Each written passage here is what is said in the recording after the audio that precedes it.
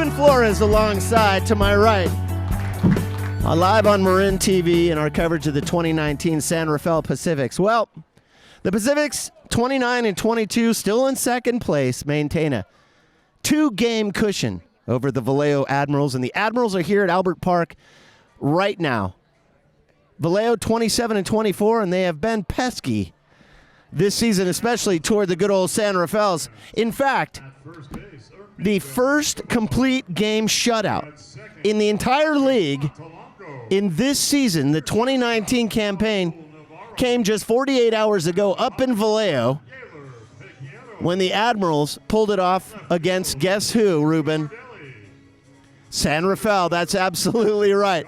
Now, this is your very first game, very first time at Albert Park. You've come up to assist me for the first half of the game, and Max Leone, my regular color man, he'll be alongside in the second half of the game, but Ruben's agreed to sit in with me. And Ruben, you must be excited to be here, Marin TV, and first time at Albert Park. Stuart, definitely glad to be here first off. And earlier you said the number 2. 2 is the magic number coming into this game. 2 separates not only games played between these two teams. The Pacifics are 9-7 against Vallejo this season, and they've also outscored them by only 2 runs, 82-80. So expect a very close game here tonight. I wonder if 2 is the magic number for the Pacifics. Defensively, Lunardelli, as usual, over in left field, staring into the sun for the first hour and a half of the game. Axel Johnson will be in center field with Corey Dempster, and the big cannon out and right. Yalier Peguero at third base with the speedy Raul Navarro at short. Marcus Montalongo at second base. Armindo Escobar starting tonight at first. As usual, Escobar behind the plate tonight. Just his 10th start this season at first base. Jacob Colombo will sit behind the dish. And on the hill for San Rafael is Johnny Morel. Morel has a 1-0 record, 15 2/3 innings pitched. He's given up 12 hits, 21 strikeouts, 13 walks, a 5.17 ERA for the big right-hander, Johnny Morel. Well, for the visiting Admirals, it will be Vlad Gomez leading off with Dixon Okoye, the DH, in the 2-hole. Nick Aiken Sr. batting third with Montrell Marshall batting cleanup. Tillman Pugh, always tough on the good old Pacifics, will bat fifth, followed by Chevy Clark. Then the old Pacifics catcher and a great dude, Ricky Gingras, will bat seventh. Matt Ureste in the 8-hole, and Chris Fornacci batting ninth. Gomez, Dixon, Aikens, Marshall, Pugh, Clark, Gingras, Ureste, Fornacci. We are ready for Pacifics baseball from downtown San Rafael. Leading off will be Vlad Gomez, right-handed batter. Gomez batting .285 on the season. And the first pitch from Johnny Morel is upstairs. 75 degrees. It's absolutely perfect. 6:34 first pitch. Game number 52 for the 2019 season. Morel in the dirt. It's 2-0 against Vlad Gomez. Gomez, 5 bombs and 35 driven in. Get him on base, and he loves to run and keep running. Pacifics are going to have to start off by keeping Gomez away from the bags. Morel behind in the count, 2-0. Big high leg kick out of the wind up, and it's across the knees. A called ball, 3-0. Now, in any circumstance with a 3-0 count, you always want to take that pitch. You're almost guaranteed to have a walk. If you don't, at least you see what a strike would look like if it is 3-1. Well, I understand that strategy, Ruben, and the professional hitters, they love 3-0 because those are the balls that they know is going to be perfect. But Morel has yet to throw a strike, and he can't throw one yet. There's 4 in a row. Now remember, Morel, 21 strikeouts in 15 2/3, so he's averaging almost 1 strikeout, every inning. So it's kind of surprising to see him throw 4 straight balls to start this game, and that's obviously not the start you want. Looked like he had a good warm-up session as well. Here's Okoye Dixon, the DH. Vlad Gomez over at first base. Stolen 11 bags this season and loves to run. Not a huge lead. Escobar over there at first base. Okoye Dixon. Nick Aiken Sr.'s on deck. Top of the first, everybody. No score right here on Marin TV. Good view from center field. Taken low and away. Dixon a right-handed batter, and as you can see, an imposing figure in the hitting area, is batting an audacious .409 with 4 bombs and 10 driven in. And the first strike of the night is delivered across the knees, and it's 1-1. And maybe that'll get Morel just a little bit of confidence. Now, keep in mind, a .409 average, that's pretty healthy. But Dixon just tonight his 6th game this season. Aiken Sr. on deck. Okoye Dixon batting. And he swings at a splitter that just caught the outside part of the plate. In fact, he might have cued it away as it got away from Jacob Colombo. 1-2, and for the first time tonight, Johnny Morel with that 5.17 ERA is in the driver's seat against a pretty good hitter. Well, the top of the Vallejo lineup is rough.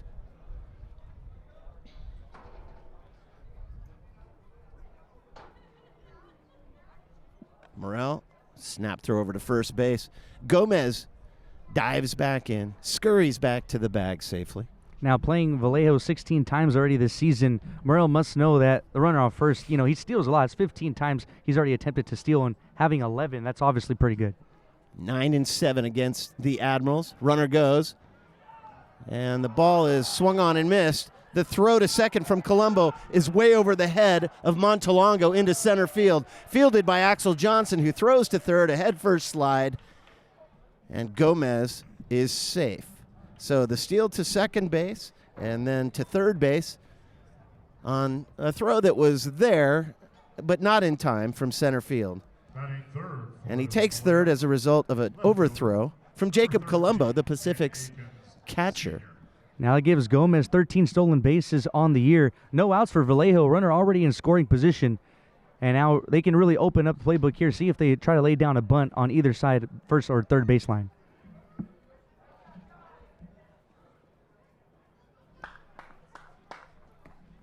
So on the play, Dixon strikes out. Nick Aiken Sr. stands in and takes low. Now, obviously, Aikens probably won't be bunting here. He's one of the best hitters on the team. Aiken's batting .257 with 16 bombs and 41 RBIs. He's got Vlad Gomez over at third base and takes up and in, and now it's 2-0. Yeah, it seems as though Morel's struggling to find the strike zone early on. Gotta wonder if there's butterflies early in this ball game. First inning. Could be. Aikens, the right-handed batter's got Montrell Marshall on deck. Morel heaves one and a fly ball to shallow right field. A couple of steps back was Dempster, but going out to make the play was the second baseman Marcus Montalongo. The relay came in from Montalongo, who had to go way out on the grass to field the fly ball. Was not in time, and Gomez scores the first run of the night. 1-0 Admirals. Aikens, with a sacrifice fly, picks up his 42nd RBI. First baseman, 35, Montrell Marshall. And there are 2 down. Here is Montrell Marshall in the 4-hole. Big, tall, right-handed batter, Marshall. A .308 hitter. And Morel goes upstairs. And it's hard to miss high against Marshall. He's about 6'4". Now, going back to that last play, nice catch by Montalongo. It's always tough catching it as you're going backwards. May have been better off leaving the right fielder to it. Totally agree. Dempster also has one of the best arms in the league. And it was far enough out there that I would have said it was Dempster's ball, and he would have had a much easier play at home. Because he would have had his momentum coming forward into the catch. So that's a good point there, Stuart. 1-1 to Montrell Marshall. Morel working quickly. There's a 2-seamer swung on and missed, 1-2. Tillman Pugh is on deck. But for now, it's the cleanup batter, Montrell Marshall, the first baseman for the Vallejo Admirals. It's so windy that I think that was the thing. Dempster actually took a step back. Big curve ball got him looking. Well, it looks like Morel was able to minimize the damage, Ruben. 1 run on no hits. That lead-off walk, 34% of the time, In professional baseball, you walk the leadoff guy, he comes around to score, and that happened right here. We're going bottom of the first inning where the score is 1-0 in favor of the Admirals. It'll be Raul Navarro, Yalier Peguero, and Axel Johnson for the Pacifics right here on Marin TV. We'll be right back.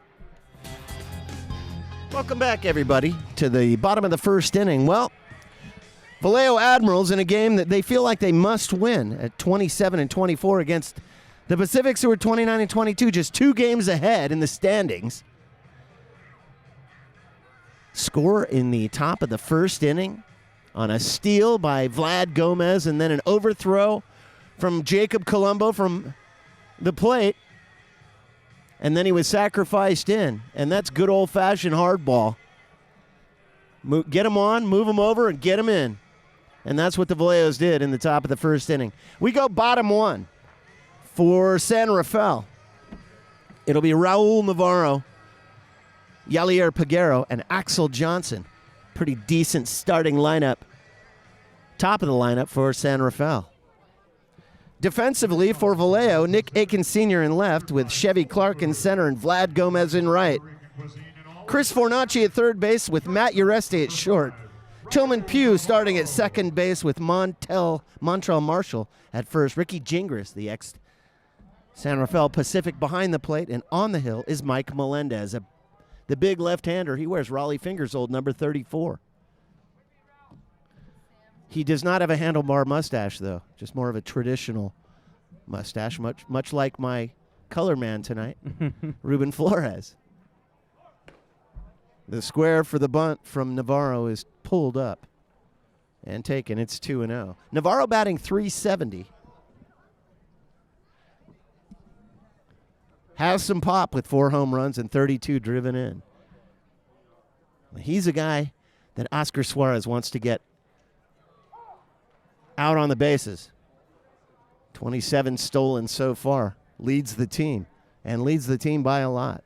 San Rafael in second place, as Navarro's an exciting shortstop for San Rafael. Stands in 2-1, and he cues it foul third base line. Counts even at 2-2. Bottom of the first inning, everybody. A 1-run ball game. Pretty good rivalry between these two teams. Vallejo plays out of Wilson Park up in Vallejo, just a beautiful old school stadium, much like Albert Park. Melendez, the fastball, and Navarro pops it towards short, up into the wind, and Ureste is able to corral it one away.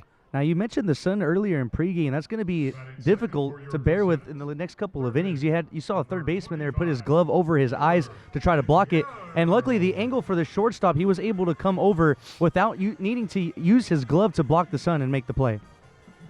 The first couple of innings at any Pacifics game, if you are at third, at short, if you're a left-handed pitcher, the guys playing center and left field, boy, they stare right into the sun, especially on a high fly ball. One away, and here's Yalier Peguero, who takes a called strike to get things started. Peguero batting .315. Couple of bombs, 16 RBIs. Axel Johnson is on deck. Melendez with that .508 ERA, and there's a curveball that was 20 miles an hour slower than the previous pitch. And that would throw off the best of hitters, as Peguero's behind in the count 0-2.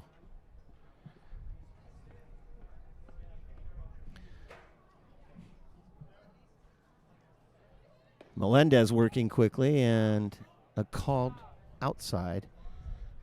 2-1. Check it, 1-2. Now, being ahead of the count, obviously he can open up his arsenal a little more as far as pitches are concerned. And it's interesting to see him going from the windup in the previous at-bat. He was going from the stretch. Well, you know, some pitchers, based on the pitch they want to throw, they feel the rhythm is better out of the stretch, and he pops it a mile high third base side. Everybody's going after it, and nobody can get to it. And that's a good view from our behind the plate cam right there. You can see down the line, the area around that light standard beyond third base is out of play. But the foul ball landed right in front of the Vallejo dugout and was very much in play. So Peguero has new life, and we'll do it again. The 5th pitch of the at-bat coming up. Yeah, it is a lot of room compared to most parks. A long way to run to get that baseball. Yeah, there's just so much open field here at Albert Park behind the plate and in the areas that are not in play. A pop-up, third base line, and that goes out of play. Not out onto Anderson Drive, but That foul ball brought to you by Garen's Auto Body. ungettable for Nick Akins, who did not have a good jump on it anyway. Akins playing way off the line out there in left field. Couldn't have gotten to it had the ball stayed in the ballpark, which it did not. 6th pitch coming up. Peguero batting .315 with 1 away. Curve ball got him swinging, 2 down. Beautiful pitch there. That was really something. Melendez just brought the big bender to put him away. And what was interesting to me, Ruben, was he didn't pull out the curveball until he had the opportunity to strike him out. So the first time you look at, now next time around, Peguero will, I'm sure he'll remember. But that first time you use your put away pitch, as you said, it's a beautiful thing. Here's Axel Johnson. Johnson, the big slugger from the left side, stands in, bottom of the first with nobody out. And this skips away from Gingras. You know, going back to the sun, too, it is casting a shadow right over home plate because of the backstop. So you have to wonder how much effect that has on these batters as the ball's coming in. Yeah, that's a good point. And that shadow will grow so that just the pitcher is in the spotlight of the sun. So the batter has to negotiate the ball as it comes out of the sun into the shadow. 2-seamer is swung on and missed. 1-1 to the .281 lefty, Axel Johnson. Corey Dempster in the 4-hole. He's on deck. Third base coach is the manager, Oscar Suarez. Phil Martino over in the first base coach's box. Coach Phil. A giant of a man. Stroked into shallow left field, and the running get by Nick Akins Sr. An unbelievable grab. He was sliding on the play, and the ball rattled around in the glove. But our field umpire, Ron Barnes, says that was a legitimate grab. That wasn't. Oh, and he's being overridden by Eric Thompson, Ruben. Now, he actually signaled with his hand that the ball hit the ground. I didn't see it from my angle, and I thought I had one of the best views in the stadium. I thought he had it. I don't see what he could have saw. The ball was clearly in the glove, and it never popped out. And Akins showing his frustration as he kicks his hat over there in left field. Boy, he is. He is really unhappy out there, Akins Sr. in left field. Now, P.J. Phillips, the manager of the Admirals, is coming out, and he's arguing the play. And I'll tell you what, Ruben, I think Phillips has a legitimate beef. I thought it was a get. That looked like a legitimate catch. Eric Thompson, our plate umpire, who overrode Ron Barnes, our field umpire, are out behind the pitcher's mound, and they are discussing the play, and they're telling Phillips to go back to the dugout, that they can handle this without the counsel of either manager. Phillips is still yelling out there. Now he's walking back toward the Vallejo dugout. And they're going to rule that apparently it was not a catch. And unfortunately, fans, on Marin TV, we don't have instant replay. And the Pacifics get what could be a monumental break. We will find out, because now the big slugger, Corey Dempster, lumbers up to the hitting area, and the Pacifics have a man on. The first hit of the night for Axel Johnson on a controversial play where Nick Akins came in, slid on one knee, and appeared it rattled in the glove, but in my view, he had it. Pacifics catch a huge break. Dempster stands in with a man on and 2 down. First pitch across the knees, and that was about as low in the strike zone as you can get. Melendez gets a break, a called strike. Dempster batting .269, has 13 big ones and 49 little ones. I guess they're all big. They're home runs or RBIs. Runner goes, and it bounces in front of home plate. This is going to allow Johnson perhaps to go to third. He takes a gigantic turn at second. Gingras corrals it quickly. Johnson takes second base. Yeah, wise decision by Johnson not to go to third. Wasn't even halfway, and the catcher already had the ball in his hand. But going back to that steal, it's always hard to steal against a lefty because if they can sell it really well, they can go back to first and pick you off. But Axel Johnson did a great job there. No, I would agree with you totally. The lefty has such a good view of first base that it's hard to get too big of a lead. But Johnson was able to sell it, and he's at second now in scoring position. A 1-1 count to Corey Dempster. Changeup is swung on and missed. And Johnson obviously knows what he's doing. I mean, that's his 9th stolen base out of 11 attempts. And see if the Pacifics can take advantage here. If there is a chance to take advantage, it's right now after that blown call. You're Man right. in scoring position, a chance to tie this game early. Totally agree. Got to jump all over that controversial call. It was either a catch or it wasn't by Nick Aiken Sr. in left field. 1-2. Melendez takes a long look and a foul tip as Dempster fights it off. Hermindo Escobar, the 352 hitting Escobar, is on deck. Welcome, everybody. Marin TV's coverage of the 2019 Centerfield Pacifics. Well, so far, here we are in the bottom of the first. Pretty exciting game so far. A lot of action. And some pretty decent pitching out of Johnny Morel for the Pacifics and Mike Melendez on the hill, the lefty, for Vallejo. Axel Johnson, the runner at second base. And just a slurvy changeup. And as it turns out, Dempster goes down swinging, and the Pacifics cannot capitalize on the lucky break.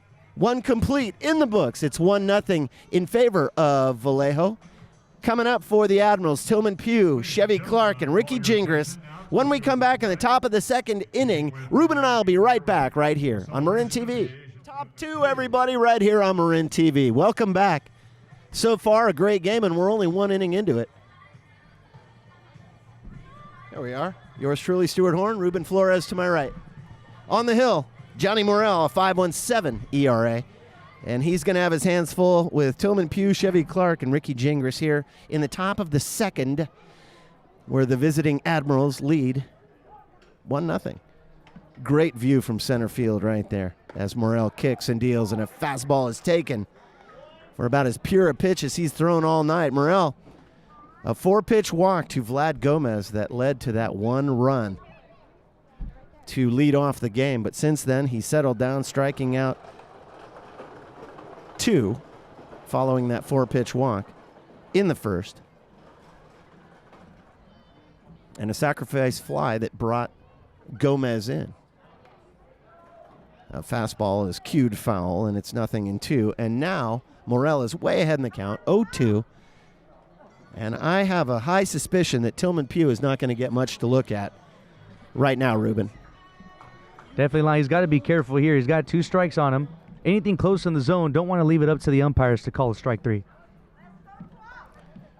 See if Morel can pick out an unhittable spot to throw. And he does. And he gets him with a half-hearted swing at a curveball. Tillman Pugh, not an easy get, leads off the second with a strikeout swinging. And here is Chevy Clark. $15 donated from BioMarin.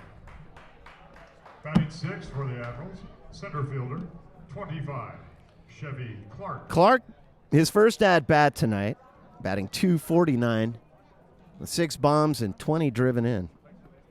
And Gingras on deck, 1 down, top 2, 1-0. Vallejo. Morel, a 5.17 right-hander, kicks and deals. And the big curveball is outside. Well, that's an exciting pitch. And if good hitters have the patience, and usually patience goes along with all good hitters, in the dirt, 2-0. But good hitters see a curveball pitcher, and a guy like Morel can throw a big bender. If they can wait on it, they can let it fly. It's interesting to see it on the first pitch of the at-bat as well. Yeah, that's a good call. 2-0 is cued foul to the backstop, 2-0. Check it, 2-1. Lights are not on yet at Albert Park. Bud Light, tonight Tonight only. Although the sun is dropping very quickly here, For a Bud Light. We have them at the and a lot of fog and clouds in the north, and the field has grown very dark. right near the snack bar. And I suspect the lights will go on any moment and start coming on. Gingras on deck, Clark the hitter, Morel in the dirt, and now it's 3-1. Well, Morel has had control issues so far. He just can't find the sweet spot as far as his release point is concerned.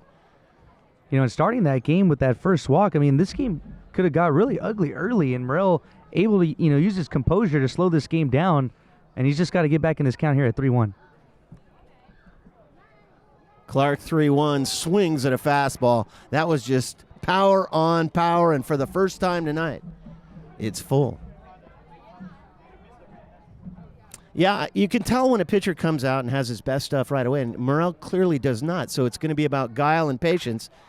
And there's a line drive to second base, backhanded by Montalongo. Plenty of time, 2 away. Well, pretty good play out of Montalongo out there at second base. Batting seventh for the Admirals. Catcher, number 31. As Dante Biagini usually patrols second base.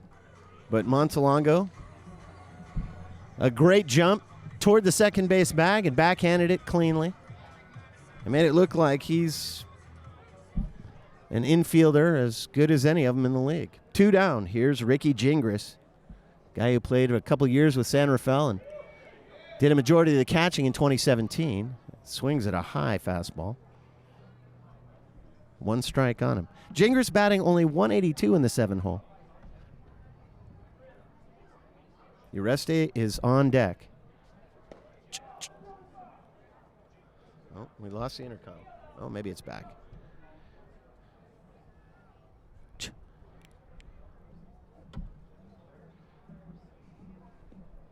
1-1 now to Ricky Gingras. Chopper first base line is foul. Just trickling foul. Gingras didn't get a lot on it. There's 1-2. Gingras, one of the nicest guys in Pacific's history.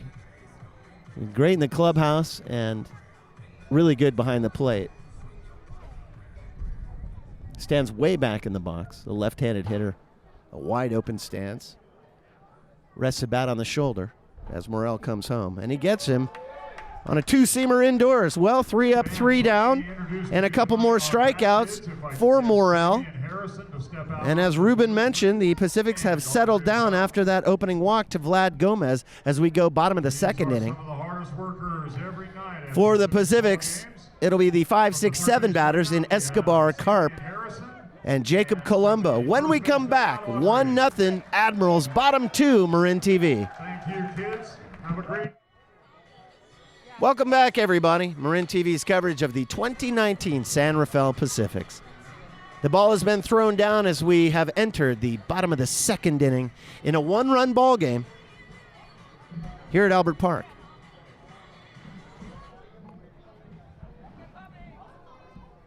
Remember, the Pacifics had a tough time scoring against Vallejo just 2 nights ago. I mean, it's only the second inning now, but you got to get some runs on the board just to get your confidence back. Yeah, excellent call. They scored no runs in that contest 2 nights ago against Vallejo. And they're only 2 games up in the second place spot are the Pacifics. The big lefty Melendez back out on the hill. And here's Hermindo Escobar, the hitter. He takes up and in. Look out. 1-0. Escobar almost got a whiff of that fastball. And if you can smell it, it's too close. Jay Carp on deck. Escobar playing first base tonight is batting .352.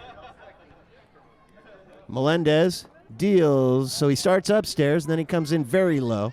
Escobar doesn't offer 2-0. Both inside as well. Trying to back him off the plate just a tad. Great view from first base right there of Hermindo Escobar and Ricky Gingras, the catcher. Of course, our plate umpire is Eric Thompson. Next pitch is, oh, brother, a slider has Escobar bailing out of the box, but a called strike. And when you get the slider working, that's exactly what it can do. Yeah, that shows those 2 first pitches worked. That's exactly right. If it scared Escobar away, and he's a catcher, he's seen some crazy great pitching. He slashes it on a hop back to the mound. Melendez scoops it up onto Montrell Marshall at first, 1 away. Good bit of fielding Now batting from the Vallejo pitcher, Mike Melendez. hitter, number 20, Jay Carp. Here's the DH, Jay Carp. Carp batting .351, always a threat. Got a great eye. And is one of those guys that when you talk about a professional hitter, you have to talk about Carp. From the right side, way back in the box, crowding the plate. Melendez from the stretch. A check swing is called a strike, and I am surprised it was, as it seemed very low.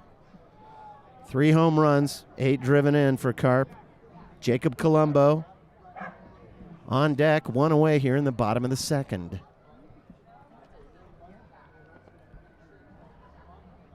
Carp with the hands very low. Short, compact swing is fouled off the first base side toward the first base cafe, and luckily no one was struck by the ball. No one yelled heads on that one. Heads up. Yeah, I'm surprised. 0-2 now to the .351 right-handed batting. Jay Carp. Melendez and another foul ball. A curveball is fouled up first base line and out of the stadium. Fourth pitch coming to Carp with just 1 away. Carp battling here, just a little behind the ball, trying to avoid a strikeout. But again, Melendez ahead in the count, can pretty much do what he wants here with an 0-2. I doubt he's going to give him something to hit. Great view from center field, up and in, and Carp was able to fist it to deep left field, backing up on it, and Akins has got it. And Ruben Akins definitely caught that one. No question about it, 2 down. You know, it almost looked like sarcastically catching it and showing his body language there to make sure that he had that ball that time. I think you're right. He really kind of oversold it. Good acting job out there in left to make sure that our field umpire, Ron Barnes, clearly saw that he had caught the ball this time. 2 down. Jacob Colombo, the hitter. Pacifics need base runners. And he popped him up. First base side and out of here. You know, this is my 8th season, Ruben, with the club, and I've seen people get hit by those foul balls. Yeah, it's just an instinct for someone to yell, you know, watch out. I haven't heard that yet here.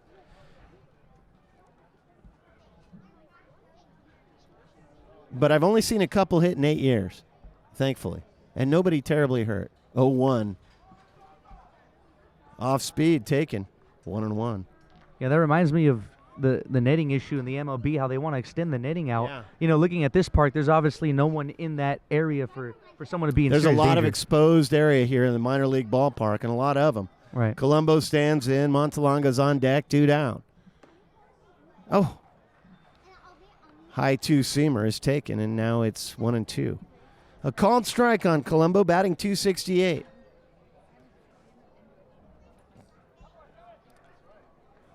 Three home runs for Colombo this season. Not a big threat to go deep, as it's just a little bit outside. Gingras has to reach for it, 2-2. Melendez staying away from Colombo, although he's only batting .268. Montalongo, a .243 hitter, is on deck. And then Jimmy Lunardelli in the hole, the 9-hole. Melendez deals, and now it's full. Good battle here.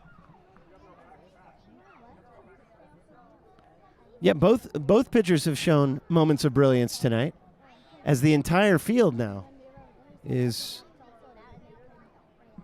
in the gloaming of early evening and shrouded in shade. Lights are still not on, surprisingly. High check swing, and Montrell Marshall at first base takes it himself. 3 unassisted, 1-2-3 for Vallejo, and after 2 complete, the Pacifics trail 1-0. As we go, top 3, Vallejo will be sending the 8-9-1 hitters in Matt Ureste, Chris Fornacci, and then Vlad Gomez. The only guy to score for Vallejo, that was back in the first. Top three coming up, Marin TV.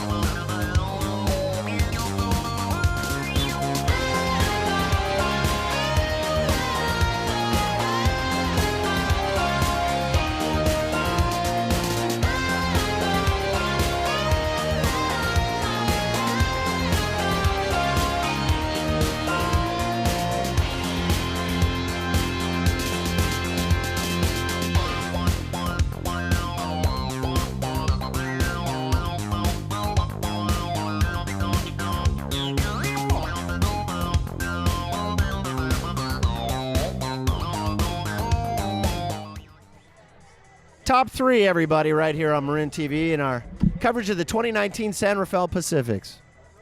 Well, for those of you who hung around during the break, you saw John the Running Toilet from Marin Municipal Water District and a bunch of kids racing as they do each game to remind fans to stop leaks in your house.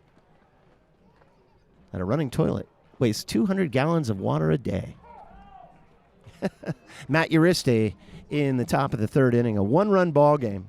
San Rafael trailing, just 2 games up on Vallejo Admirals. Ureste, a lefty, swings at a fastball, and now it's 1-1. His first at-bat of the night against Johnny Morel, or anyone else for that matter. Batting .275 this season, 33 at-bats. Not bad for the 8th spot for Ureste. See what he can do here. 7 long ones, so he's got some pop. Curveball misses high. And Morel, frustrated with himself after that pitch, looked away and nodded his head. Can't really seem to get command of his ball tonight so far. I have it 2-1. Scoreboard is not close to what I have. And he swings. And I was wrong, because clearly it was 2-2. As Ureste swings at something in the dirt, 1 away.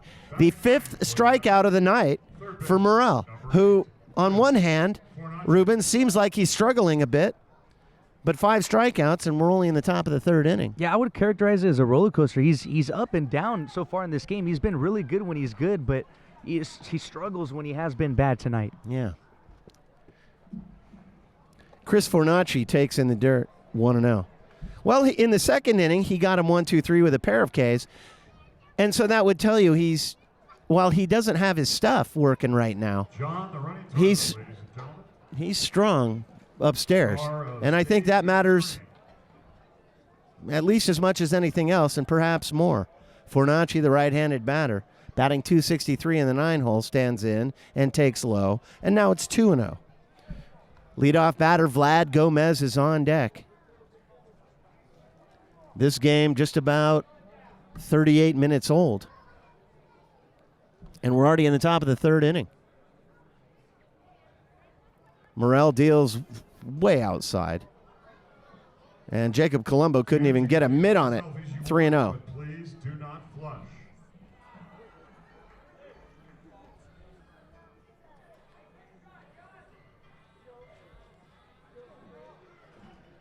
Now, Stuart, 3-0 counts always tough. For me, I always like to take it, but they always say swing if it is right there.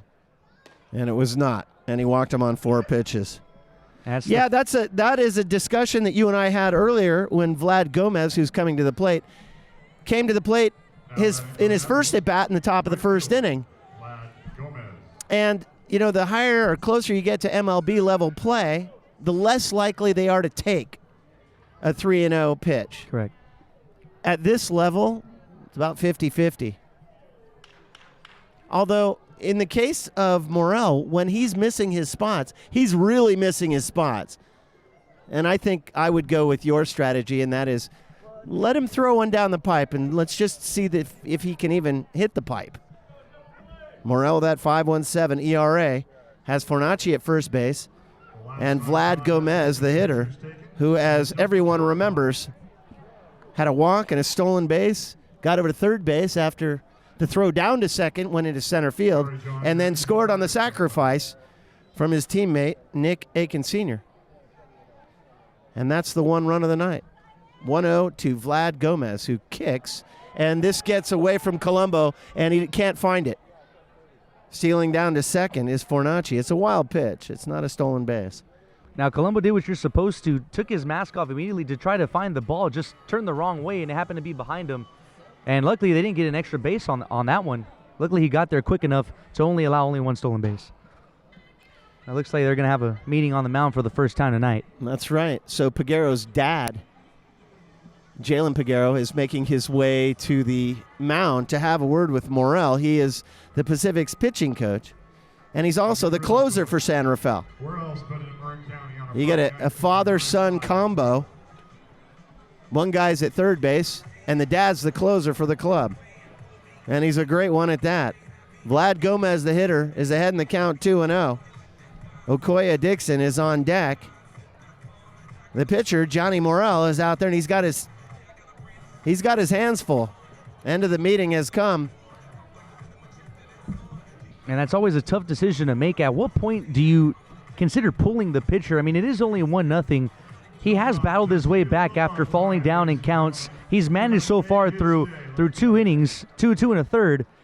I mean, it's just tough to say when exactly do you have to make that move. Yeah, agreed. You know, it's funny. I was talking to Soren O'Connell, the radio voice of the Pacifics, before the game, and we had that same kind of discussion. When do you yank him? Clearly, Morel has not established any command whatsoever so far tonight, and yet I don't feel like I'd be ready to yank him yet. However, that leash is getting shorter with each hitter, and Gomez ahead in the count 3-0. It is the second straight batter with a 3-0 count so far.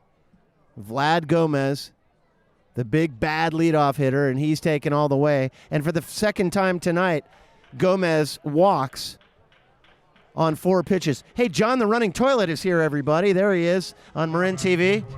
Get in there, John. Yeah, all right. How's it going in there? I'm wondering where the face is. Is it up there or is it down there? I think he looks through the seat or something. I'm not sure. All right. Very good. Don't forget to fix the leaks in your house, everybody. Now, if you're thinking positive here, that walk could have benefited the Pacifics as far as a double play is concerned. That's right. A ground ball in the infield that could benefit them here. However, Okoye Dixon batting .409 has made his way to the hitting area and takes low.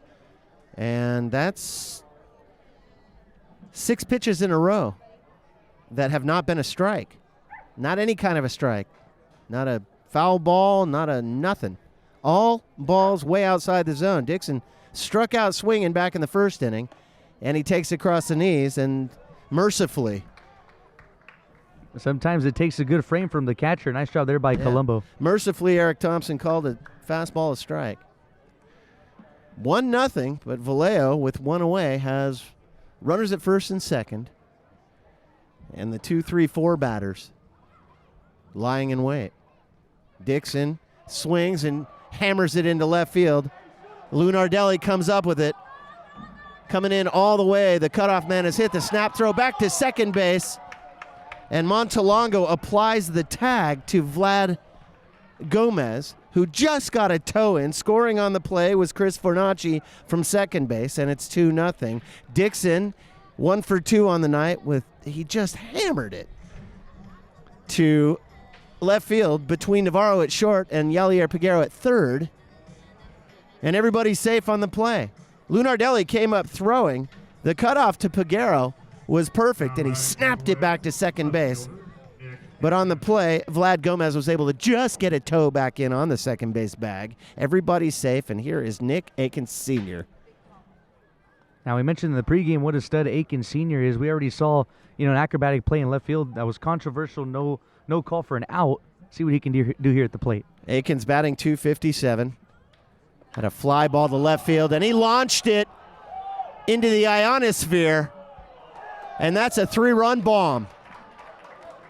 First pitch that Aikens Sr. sees in his second at-bat, he launches. 3:15 down the lines here at Albert Park. 370 straight away, and he hammered it over the left field wall. And I think it's still going up, Ruben. Right, and that was right on cue as well. I mean, you could tell right when it hit the bat, that one was gone. And now the decision, if it was me, I would definitely think about making a change here at pitcher. It is 5-0 already. You're only in the third inning. That's 4 in the inning already, and you still have only 1 out. Well, there's nobody on base, and that's the only reason that they would leave him in at this point. All of a sudden, a lot of action in the Pacific's bullpen. And here's Montreal Marshall. Well, I said the 2-3-4 hitters are tough. 17 home runs now for Aiken this season. Marshall takes a curveball upstairs, and it's 1-1. Struck out looking to end things in the first inning, did Marshall. And as my partner Ruben mentioned, that was the 17th home run for Aikens Sr. And that one, I can't imagine he's hit too many longer than that. He got it right out off the barrel of the bat, totally extended, and took it up over the left field wall where the prevailing wind here at Albert Park blows. 4 runs here in the third so far, and just 1 away. And he reached for it and popped it up first base side. Running out is Montalongo towards center field, and he gives way to Johnson at the last instant, and Johnson couldn't get it. And that was completely on Montalongo. He stayed with it way too long. He should have given way to Axel Johnson. And now it's turning into a circus. Yeah, Montalongo probably ran at least 30, 40 yards just to get there when it was clearly Johnson's ball. And obviously we can't hear if there was anyone calling ball on that play, but it didn't seem like it based on their body language and how fast they were going towards the ball. Second error of the night committed by San Rafael, and here comes Oscar Suarez. So there's definitely going to be a pitching change as the Admirals are starting to get it going here in the third inning. Montreal Marshall will be at second base, and the new pitcher is making his way in. When we come back, we'll have the line on the new pitcher for the Pacifics in just a moment right here on Marin TV. Welcome back, everybody. Well, the new pitcher will have the line on the new pitcher as Ruben is furiously working on it at this very moment. Big right-hander for San Rafael. I need that book. But you can ask one of those guys who his last name.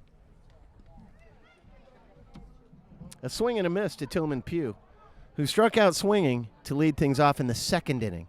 And Pugh is behind in the count.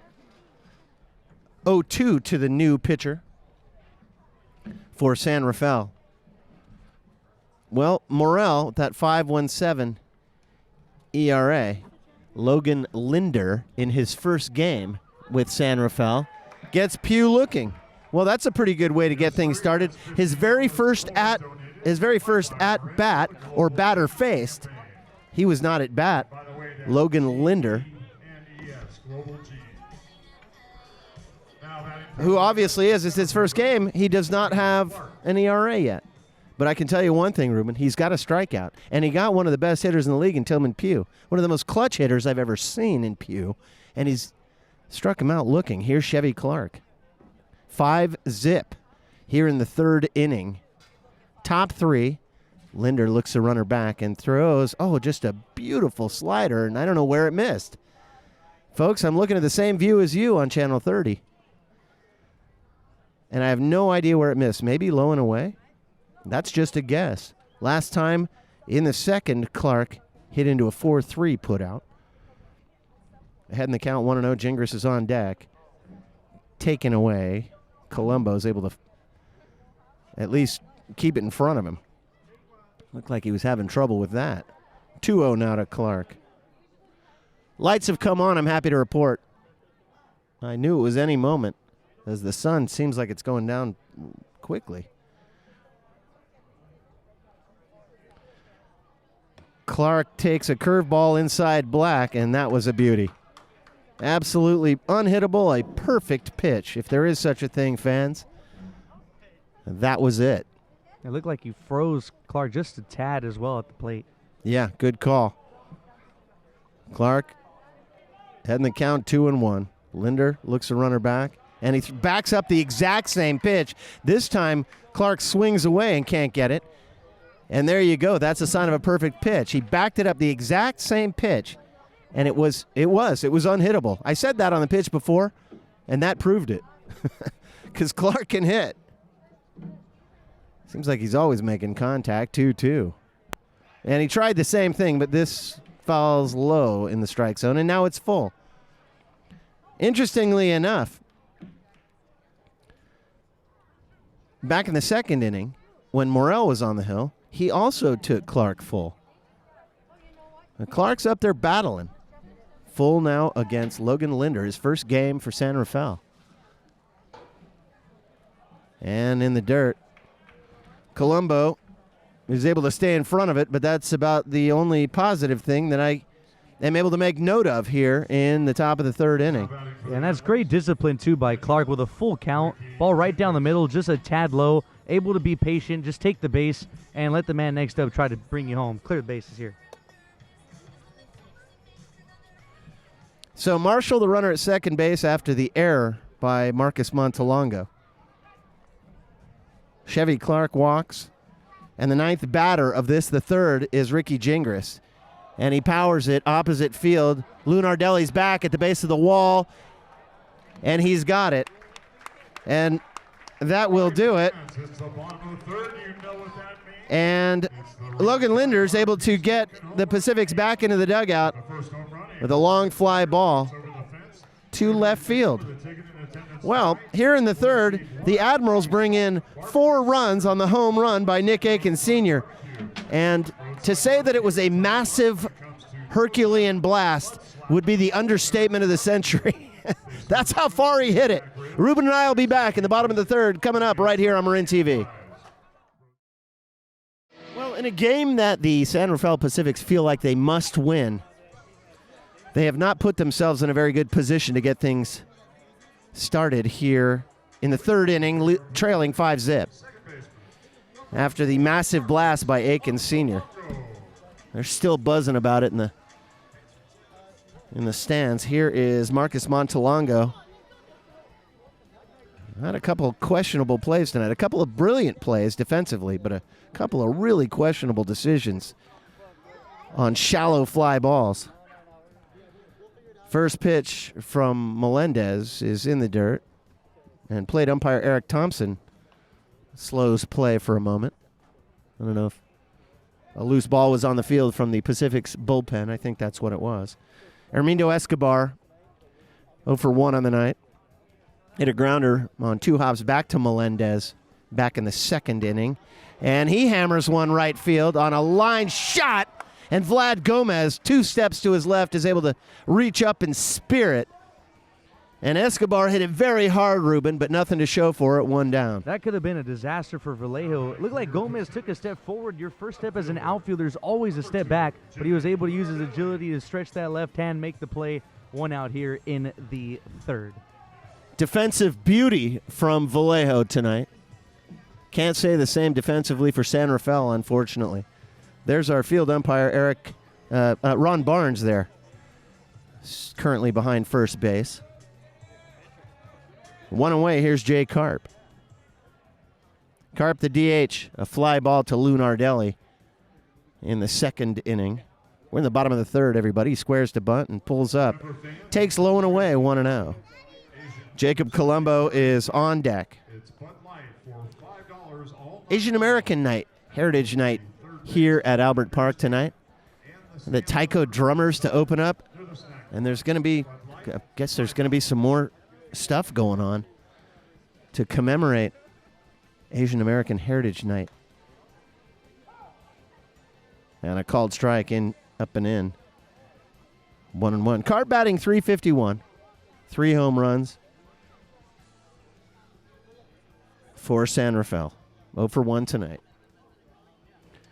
Bunch of cool stuff going on at the ballpark. He swings at a breaking ball in the dirt. 1-2. Just about every night is something really cool, but Friday nights especially. Lots of great promotions here at Albert Park. If you love baseball, and this summer especially, it's beautiful weather. Usually doing these games as Carp takes in the dirt 2-2. A few of the games get so cold out here that I'm all bundled up in gloves and the whole thing. But this season, and this is our penultimate television broadcast. Next Friday will be our final broadcast on Marin TV. Very temperate. 81 when I pulled into the parking lot as Carp swings. And Melendez gets his third strikeout of the night. 2 down. 81 when I pulled in. for your Pacifics. Now you're out of Salinas. What's the weather like there? Foggy? Yeah, well, no, actually, it was low 70s today. I remember you were telling me to make sure you bring a coat. It's gonna get a little chilly, and I'm driving up to the game. I was wondering where that chilliness was because, like you said, it was 80. I have a long sleeve. It's a great night for baseball. The Pacifics. Friday night, great night. The Pacifics guy that's in charge of social media is a man named Steve Carter who lives in the city, and he said tonight's the first night he's come to a Pacifics game where the bridge wasn't completely enshrouded in fog, as Jacob Colombo takes a breaking ball indoors for a called strike. Check it. Called a ball by home plate umpire Eric Thompson. Melendez deals in the dirt. 2-0. Montalongo's on deck, 2 down. So you never know what you're going to get. I was talking to Steve Carter, and when he mentioned that, talking about a game we did here on July 9th in 2016, I think it was pouring rain the whole game. The whole game. It just rained. A line shot, third base line, and just out of play. Colombo turned a little early, but he got a lot of it. And now it's 2-1. And it seems like there's a game or so every year where we get rain or the threat of rain.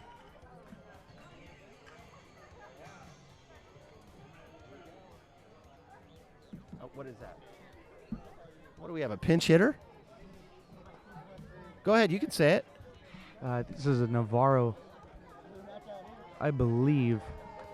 You are absolutely right. My mistake, fans, is Raul Navarro has made his way to the hitting area, who is now ahead in the count 3-1. You are right.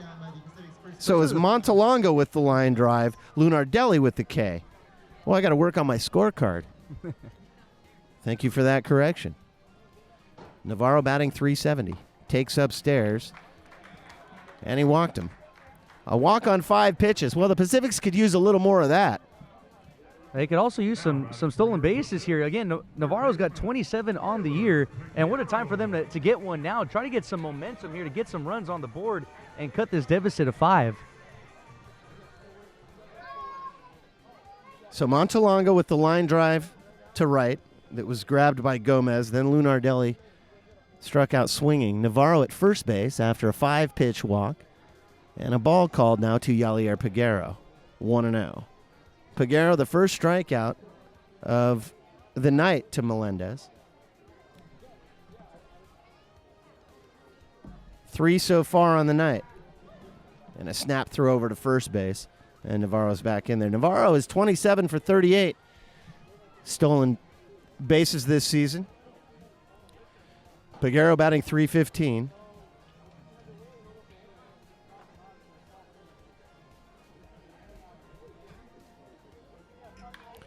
And a fly ball to right field.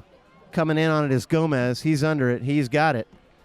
Sorry, fans. Well, Over this inning. Peguero, fly ball to right field to end the bottom of the third inning, and the Pacifics in a lackluster performance so far, a third of the way through the game, and they just can't get anything going. Let's hope the second third of the game They're home for authentic all is a little bit nicer to them. Coming up in the top of the fourth inning, for Vallejo, it'll be Ureste, Fornace, and Vlad Gomez. It's a 5-0 ball game. Right here on Marin TV. We'll be right back. Matt Ureste makes his way to the hitting area. A strikeout victim against Johnny Morel, but Logan Linder, his first appearance, has come in relief of Morel, who left promptly after giving up the home run to Nick Aikens. First pitch is slashed into right field. On his horse's Dempster, he can't get there. It's a fair ball. Rounding first and into second with a slide is Ureste. One pitch.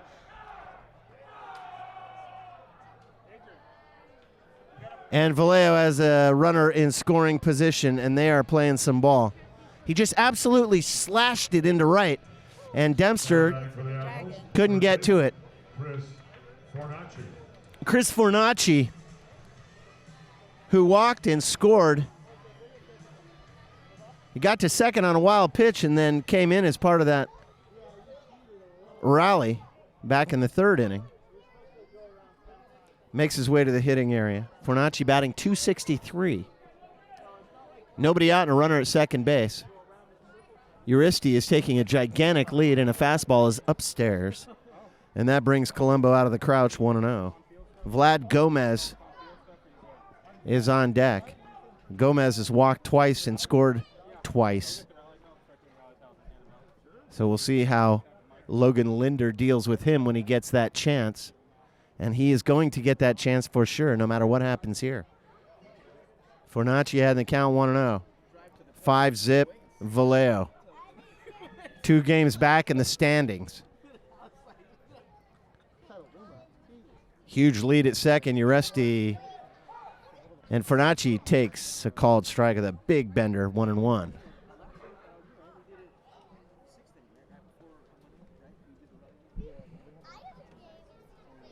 Fornace walked and a run scored, as mentioned, back in the second inning. Admirals sent 9 to the plate in the third, and here we are in the fourth. Fornace swings over the top of a breaking ball, 1-2. Batting .263 from the right side. Fornace, the second baseman. Curveball swung on and missed, and that's exactly what Logan Linder needed.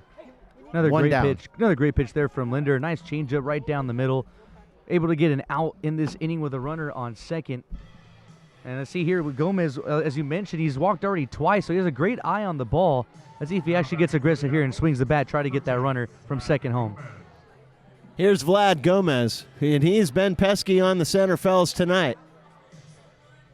Gomez has all the attributes, mentally and physically, that you want in a leadoff hitter. Good base runner, super aggressive attitude. Linder's got 3 strikeouts in his first appearance, and he deals. And he takes outside. 1-0 to Vlad Gomez, who's batting .285 coming into tonight's action. 2 walks and 2 runs scored so far. And I have a feeling he's not done. 5 bombs and 35 driven in. Has a chance to get at 36 right here. And a line drive to third base. Snap throw over to third from Yelier Peguero, the covering Marcus Montalongo. A double play. And Vlad Gomez hits into a 6-4 inning-ending double play as Ureste was caught off of second base. And we will go bottom of the fourth inning. Pacific's coming up, trailing by 5. Axel Johnson, Corey Dempster, Hermindo Escobar. San Rafael trails right here on Marin TV. We'll be right back.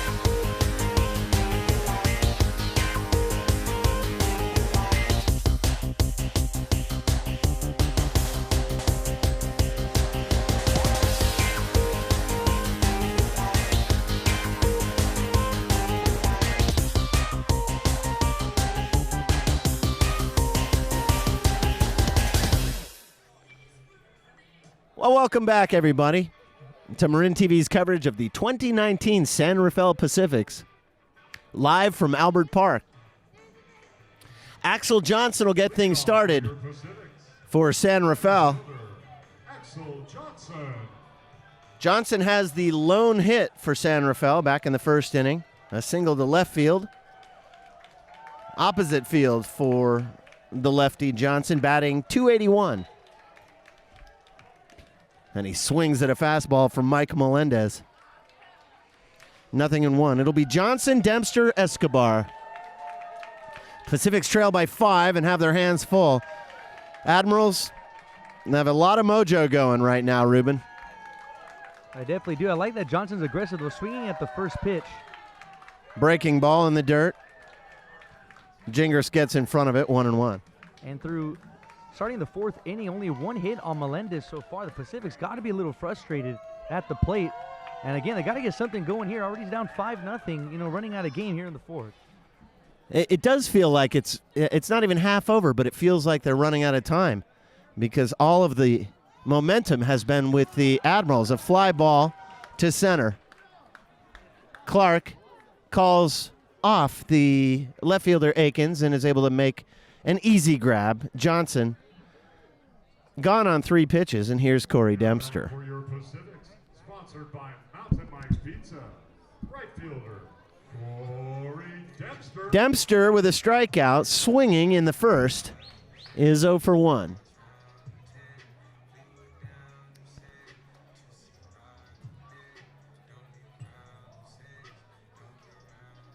Pacifics just need base runners.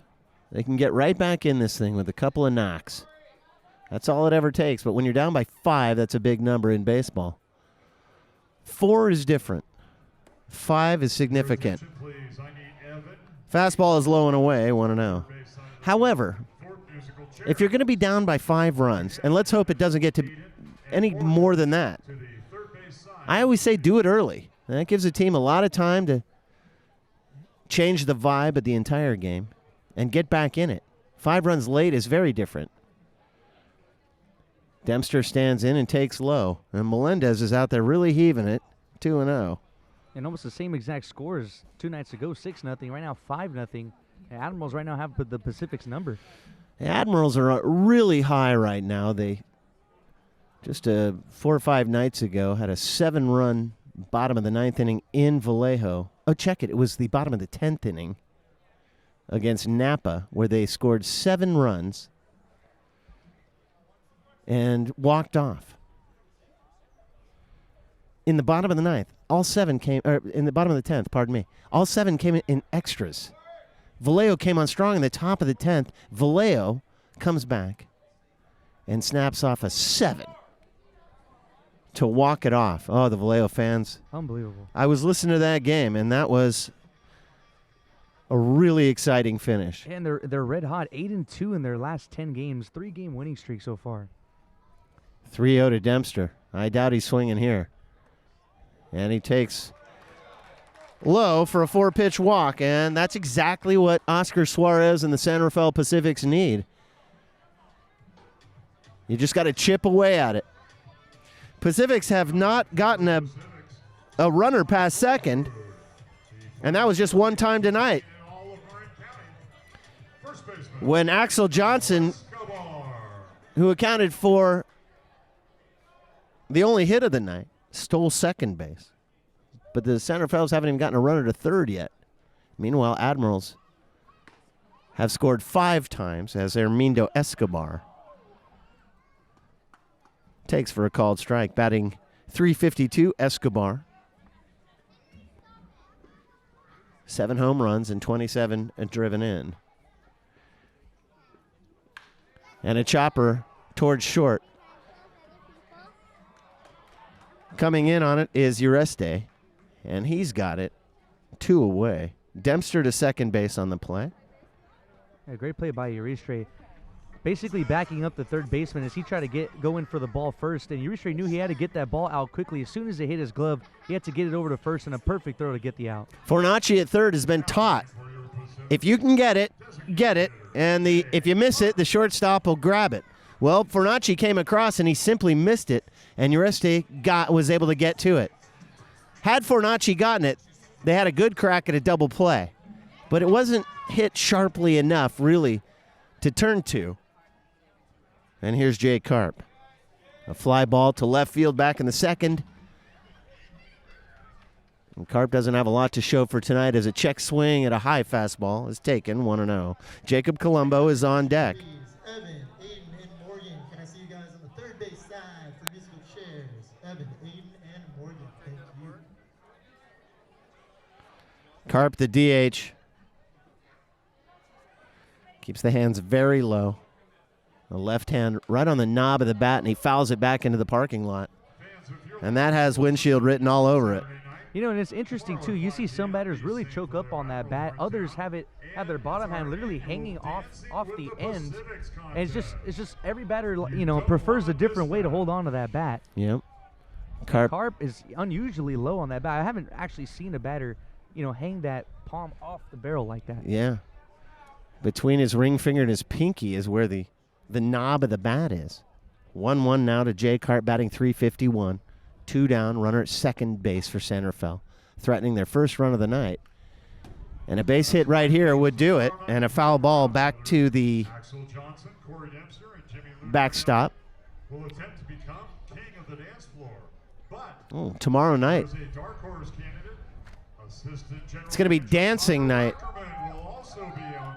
Dancing night here at the ballpark each year. They bring in some professional dancers to dance along with Pacific's players, and it's going to be the Pacific's outfielders, Lunardelli, Johnson, and Dempster, going to be dancing tomorrow night. 1-2, and he got him with the breaking ball, and Karp is gone, swinging. Well, the Pacific's at least they had a chance to score a run there in the bottom of the fourth. They were threatening. And coming up in the top of the fifth in a five-run ball game, it'll be Okoye Dixon, Nick Aiken Sr., and Montreal Marshall. Be right back on Marin TV.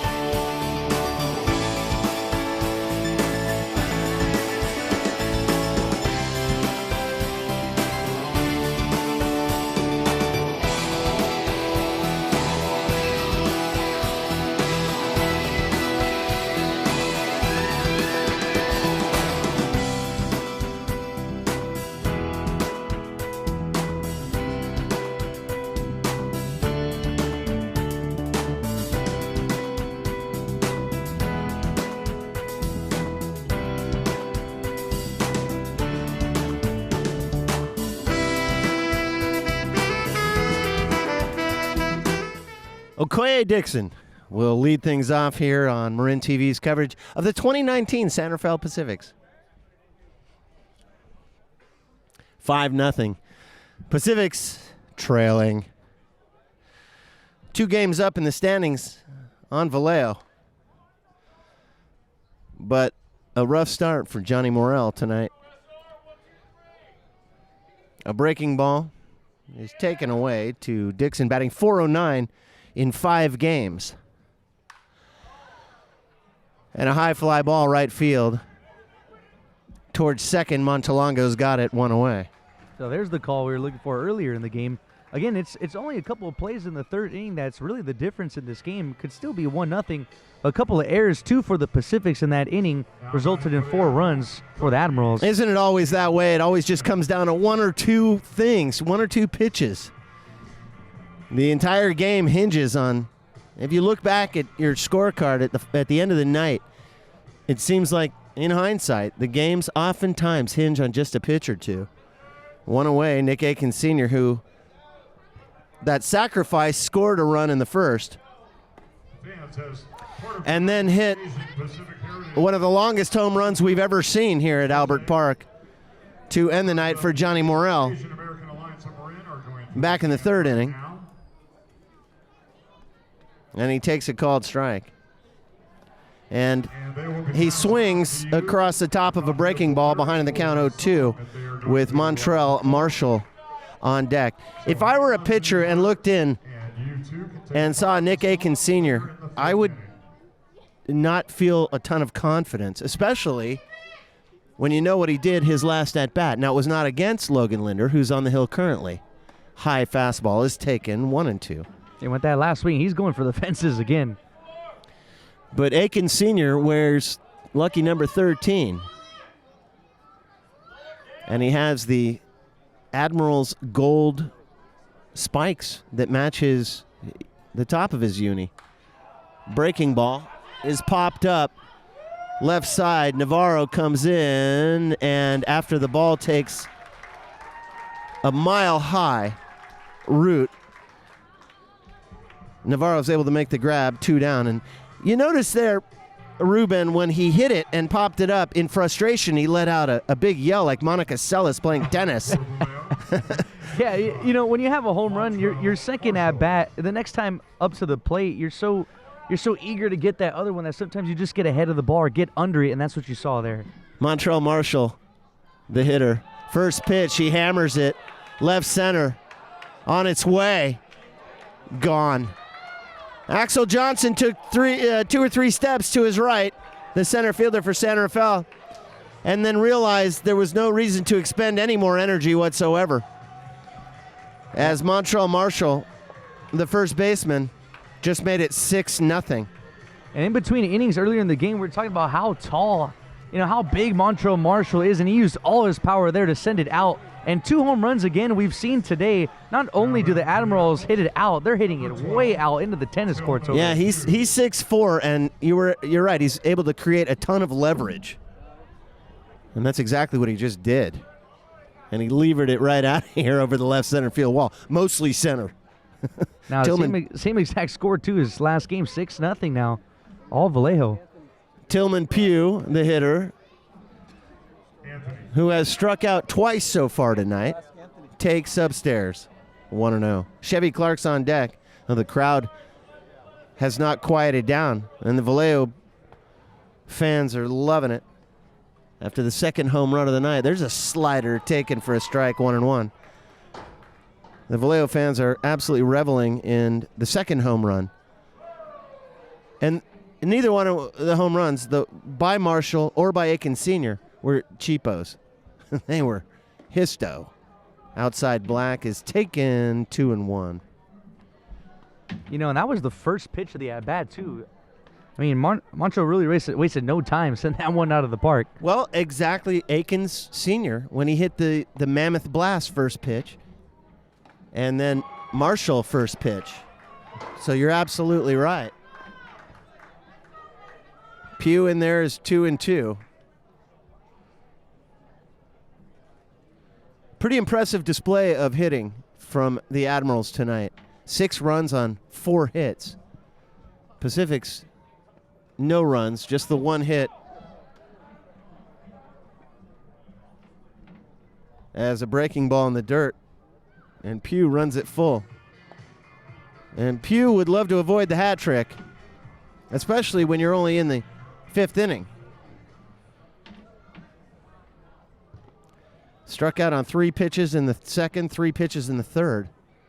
And he strikes out for the 3rd time tonight. Well, just 1 more run on the board, but the Pacifics can ill afford anything that has a number and a run behind it. And they only got one, but it was on a big one after Montreal Marshall pounds one over the left center field wall. We're going to go bottom 5, everybody. Jacob Colombo, Marcus Montalongo, Jimmy Lunardelli for Oscar Suarez and the San Rafael Pacifics. 6-0. San Rafael trails. Bottom 5 coming up on Marin TV. Jacob Colombo is going to lead things off for San Rafael. Pacifics need some base runners, Ruben. They definitely do. And again, as we said earlier, it's still midway through this game, but it feels like they're running out of time. They've only had a couple of base runners in this game, only one hit so far. They got to get something going here. We have reached the midway point officially. Melendez, the big lefty out on the hill, still looking pretty strong. And a fly ball from Jacob Colombo. And Nick Aiken Sr. takes one step back, and on one pitch, Jacob Colombo breaks up That home run is brought to you by the big momentum for Vallejo, who just 2 nights ago You can't miss us. Vallejo with the only complete game shutout, and that was 2 nights ago up in Vallejo. And Colombo just broke up the shutout with a 1-pitch home run. It's 6-1. Left field wall and deep. And here's Marcus Montalongo. First run in 14 innings. That's exactly what they needed. Couldn't have come at a better time. And again, Stuart, right on cue, he hits a bomb. 6-1, Pacifics on the board. Do you have that info? Okay, see if you can find it. Go ahead, take a sec. Wow. 6-1 at the halfway point. Big turnaround. The Pacifics need a big-time turnaround. That's a good way to get it started. 1 pitch and a run. Sorry, Tom. Montalongo with a big breaking ball. Batting .243. Takes for a strike. Lunardelli is on deck, but for now it's the 8-hole hitter, Montalongo. Melendez backs up a curveball with another curveball, but misses low. Colombo, his 22nd RBI and his 4th bomb of the season. Montalongo even the count, 1-1. Melendez deals a fastball. Right field gap, and that bounces over the top of the wall. A ground rule double, and Montalongo delivers. Ground rule double for Montalongo. He got a big piece of it as Vlad Gomez threw up the arms when the ball bounced over the wall. And now Ricky Gingras wants to have a word with Melendez, as the Pacifics could have a big inning in the making. 1 in, a man at second base, and here's Jimmy Lunardelli with no one out. Tomorrow night in Dancing with the Pacifics. He, along with Corey Dempster and Raul Navarro is on deck. Still no outs. Pacifics threatening here in the bottom of the 5th inning.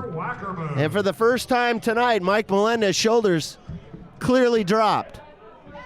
Vallejo with all the momentum for 5 innings of hitting. Well, here in the bottom of the 5th, the Pacifics are poised, and the first pitch is lined into left field. Stopping at third base. The throw all the way in from left from Nick Aiken Sr. is a good one up the line. But stopping at third base is Montalongo. Jimmy Lunardelli slashes the first pitch he sees into left field. 3 consecutive knocks. And the Pacifics just got their 3rd hit of the night out of Jimmy Lunardelli. Runners at the corners, and the top of the order coming up, Raul Navarro. There must have been some pep talk right in between innings. All of a sudden, the bats are coming alive. And, I mean, this is the momentum you needed, right? You have runners on the corners now. 1 big hit, you're right back in this game. Now it's getting exciting, fans. Navarro, 0 for 1 officially on the night. He popped up to Uriste at short back in the 1st and walked in the 3rd, stranded at first base. Here we are in the bottom of the 5th. Runners at the corners. Navarro takes indoors, buckles back, 1-0. Yalier Peguero is on deck. Pacific's making a move. 3 consecutive knocks against Mike Melendez, who'd been untouchable up until the bottom of the 5th inning. 6-1 San Rafael. And he takes Navarro in the dirt, 2-0. Now, all of a sudden, Melendez is in trouble. Now, how aggressive do you want to be sending that first base runner over to second, trying to dare the catcher to throw that ball, and then have the third base runner come in? It's a risky play. But we'll see if Lunardelli takes off. He's got 11 stolen bags. Lunardelli at first. Cued foul first base side, 2-1. Just a fastball across the knees, and Navarro thought it looked pretty good. Navarro batting .370 on the season. 4 home runs and 32 driven in. But Pacifics would love to get him on base and running free. The most prolific base stealer on the team. Navarro, the leadoff batter for Oscar Suarez and the San Rafael Pacifics. Here in the bottom of the fifth, still nobody out and runners at the corners. 1 run is in. Melendez takes extra time, and home plate umpire Eric Thompson calls timeout as Melendez had reached back for the pitch.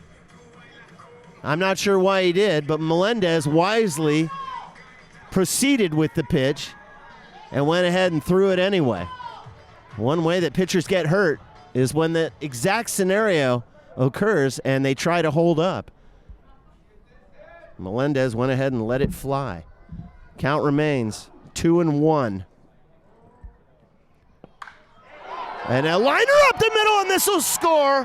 1 from third. Montalongo makes it 6-2.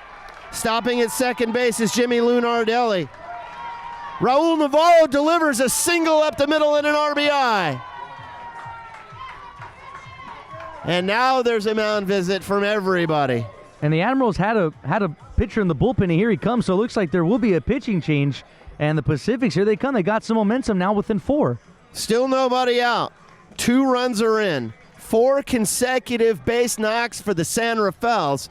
And Yalier Peguero, batting .315, is making his way to the hitting area. A new pitcher will be coming in, and we'll have that for you as soon as we come back after a very quick recess right here on Marin TV.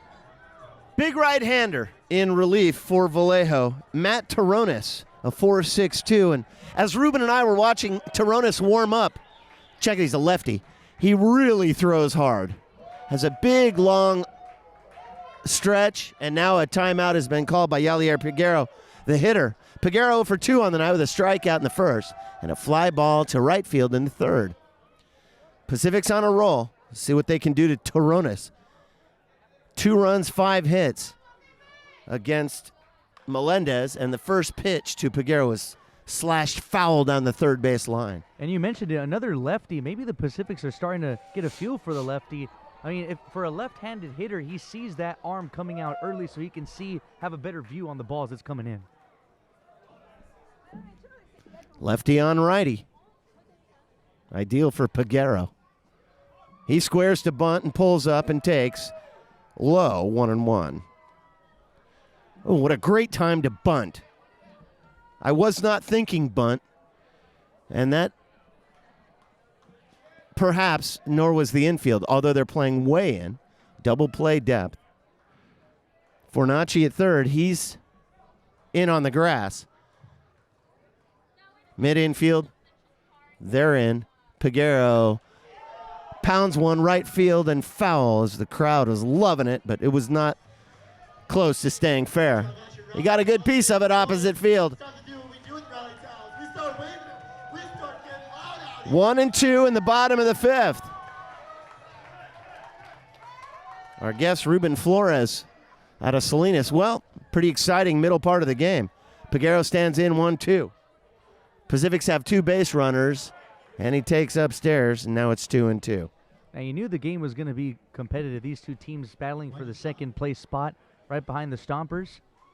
Trying to get that score to you shortly.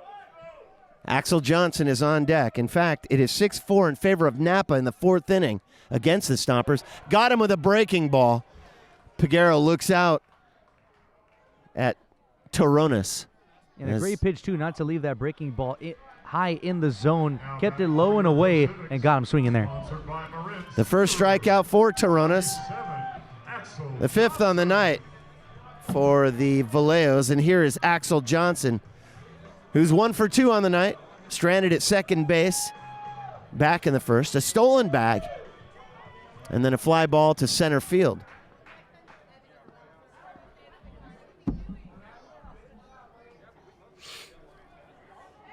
Johnson batting .281. Toronas looks the runner back to second. 2 on and 1 down. In the dirt, Gingras stays in front of it. And that would have been a gold mine for San Rafael if that got through the wickets of Gingras, but the steady hand of Gingras, he's able to keep it in front of him. 1 ball, Dempster on deck, the 3-hole hitter, the slugger Axel Johnson at the plate. Pacifics with 4 consecutive base knocks, and then Peguero K's against Toronas, who backs it up with a changeup, and now it's 2-0. Not close. Well, the tough part was striking out Peguero. But Johnson, who up until this inning had the only hit for the Pacifics. Pacifics now have 5 knocks, 4 of them consecutively here in the bottom of the 5th. 281 hitter is Johnson. Toronas deals a fastball taken outside Black for a called strike, 2-1. Great pitch, fastball right down the middle just to get a strike on the board, trying to avoid a 3-0, and he does just that. Lou Nardelli, the runner at second. Navarro, the runner at first, with the RBI to left field. Check it straight up the middle. Johnson stands in. 2-1. Chopper could be 2. To second for 1, Ureste on the back end. Safe at first. A snap throw back over to third base. And Lou Nardelli snaps back to third, and he's safe. So Raul Navarro is caught on his way to second. Axel Johnson hits into a fielder's choice and stands at first base. You know, I would say it's a rough day for that field umpire. It looked like the second baseman was off the bag when he caught it. Although it looked routine, you really have to look to make sure he stays on the bag, and that time he was clearly off, and second base runner definitely thought he was off. Obviously not going to get the call. If it's close, they give it to him. At any level of baseball, Corey Dempster, and it was close. But I hear what you're saying, because and then it becomes a call by the field umpire as Dempster takes 1-0. Hermindo Escobar is on deck. 2 down, runners at the corners. Pacifics have scored twice here in the bottom of the 5th and threatening very high. And now it's 2-0. Dempster batting .269. 0 for 1 on the night with a strikeout in the first, a walk, and stranded at second base in the 4th. The 7th batter for San Rafael. Just the 3rd to face Toronas, who's come in relief of Mike Melendez, who had a pretty good 4.5. Fly ball right field. This is in the park. Vlad Gomez to his left. He's got it. And Dempster with a dramatic 3rd out. A fly ball to right field. Well, the Pacifics get a couple in, and they close the gap at 6-2. Want to say thank you to Ruben Flores for sitting in. Good work tonight. Thank you. Appreciate it. Yeah. Ruben, you were great. Here's your last look on Marin TV. Look into that camera. Tell everybody or smile at them. And as we go now to, what do we got? The top of the 6th inning. And coming up for Vallejo. A lot going on out here, fans. Chevy Clark, Ricky Gingras, and Matt Ureste. And Max Leone will be back in the analyst seat when we come back right here on Marin TV. Chevy Clark is going to lead things off here in the 6th inning. My trusty sidekick, Max Leone, is back in the analyst seat. First pitch is flared to left. Lou Nardelli with the running grab. With a total circus move, Max. One pitch, and Lou Nardelli was able to rob Chevy Clark of extra bases, if not a home run. Yeah, the San Rafael Pacifics have definitely got a bit of a zap of energy out here after a slow start. After that last offensive burst last inning, and now they're killing it on defense.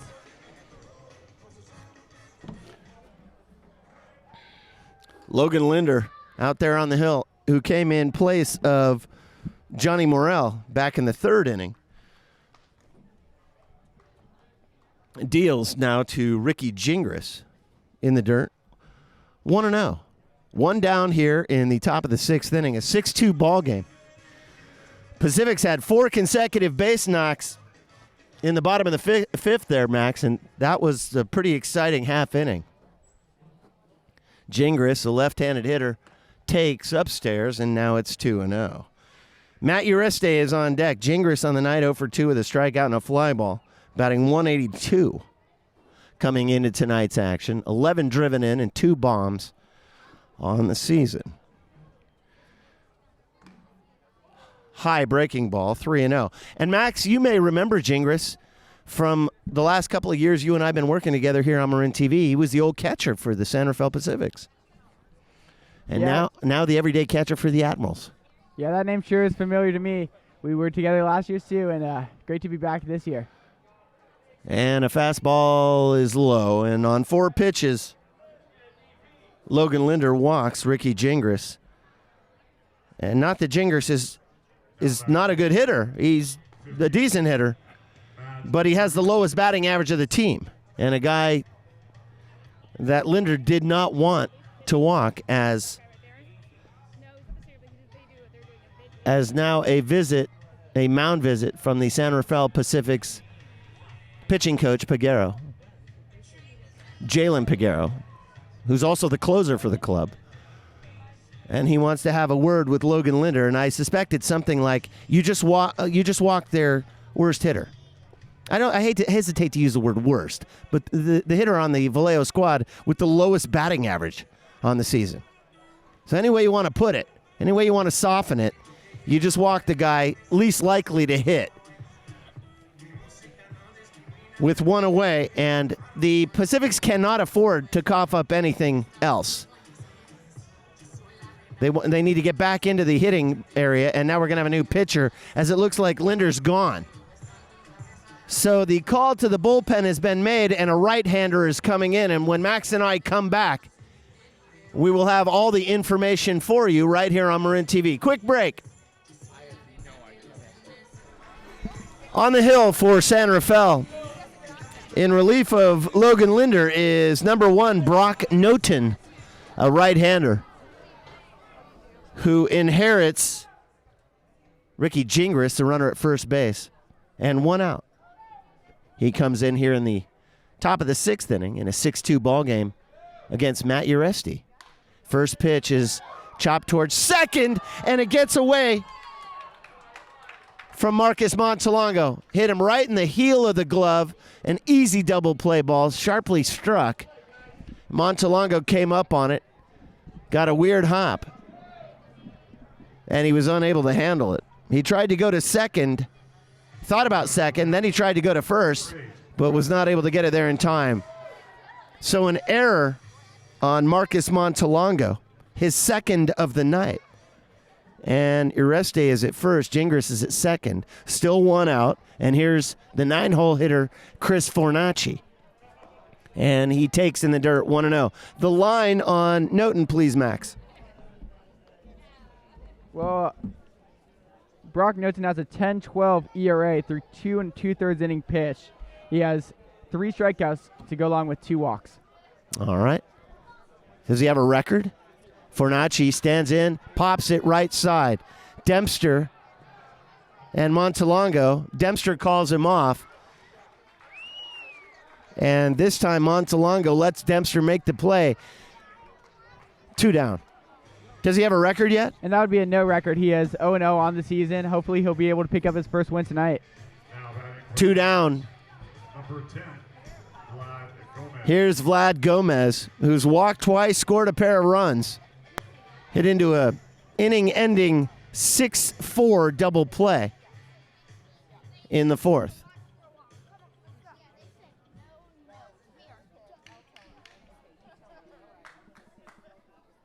Two on, 2 down.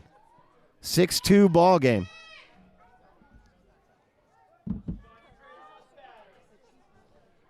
Brock Noten looks the runner back to second. And the first pitch to Vlad Gomez is skied above the light line. And backing up on it, Armindo Escobar is able to make the play.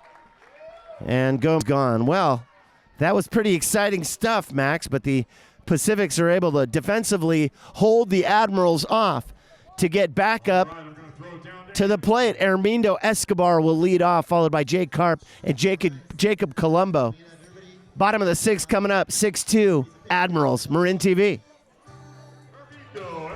Here's Hermindo Escobar, everybody. Pacifics chipping away at the big lead from the Admirals, 6-2. Here in the bottom of the sixth inning. First pitch swinging at a breaking ball. Oh, Escobar wanted that one badly. Batting .352. Escobar 0 for tonight.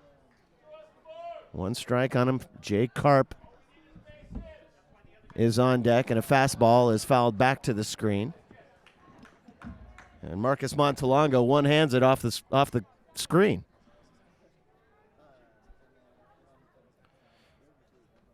Oh, 2 to Escobar. 7 bombs, 27 driven in. Inside, and he fouls it off of his left leg, and Escobar wants more. Quick update on that Sonoma-Napa game for you, Stu. It's the top of the 7th right now, and the Napa Silverados lead the Sonoma Stompers 9-5. 9-5 over the Stompers. Started tonight 36-14, 7 games up on the San Rafaels. Escobar takes up and away, and Terrones is not close, 2-2. I've never seen Escobar so pumped. He's a high-energy player to begin with, but he is out of his mind right now. He wants this so badly. Oh, and he takes indoors, 3-2, and that was close. Escobar stepped away, Max, as if he knew it was a ball. And being a catcher, those guys usually know before anybody. But that was closer than I... Oh, and he swings at a high fastball. And is gone 1 out. Oh, Escobar was so anxious. That is the second strikeout since Terrones has entered the game. And here's Jake Karp, everybody.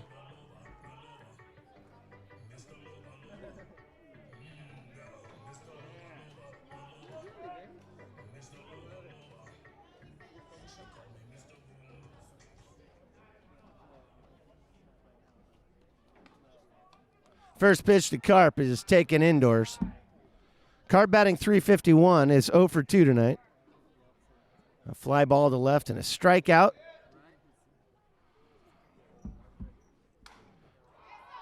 And he fists one towards second. Tillman Pugh is able to come up with it and get Jay Karp speeding down the first base line by a half a step, 2 down. Good play by Pugh to stay with it. A broken bat, fister towards second, and Karp is frustrated. Here's Jacob Colombo.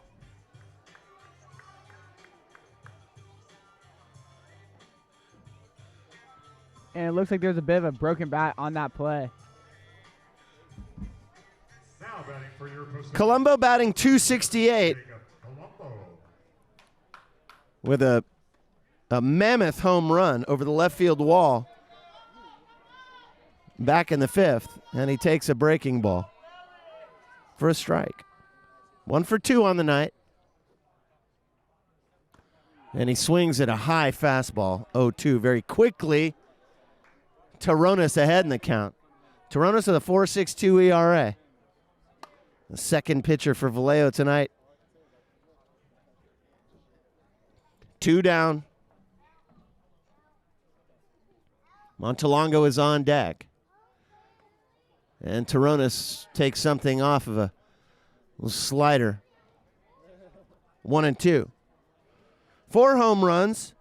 Colombo picked up his 4th in the 5th inning and his 24th RBI. And he swings at a high fastball and fouls it back and out of play. 5th pitch of the at-bat coming up to Jacob Colombo, the catcher for Centerfeld tonight.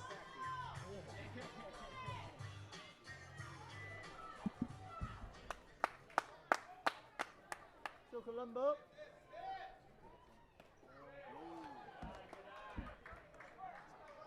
2-2.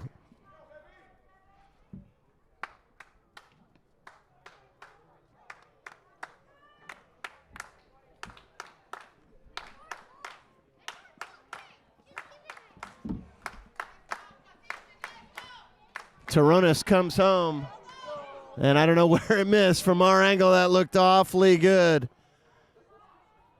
Count is full to Jacob Colombo, batting .268. But coming off of arguably the longest home run he's ever hit back in the 5th. Oh, and straight up the middle, and Tillman Pugh backhands it behind the bag at second. Throws and misses Montel Marshall at first and allows Jacob Colombo to go to second base. Pugh should have been happy just backhanding it, Max, behind the bag at second, but he tried to throw to first base off balance. No chance he was going to get Colombo, and gave him an extra 90 feet. And that's the first error of the night on Vallejo. Yeah, that was definitely an incredible flash of the leather, but the throw was just a little inaccurate. Probably should have just held on to it. Colombo, well, they didn't give him the hit yet. Check, yes, they did.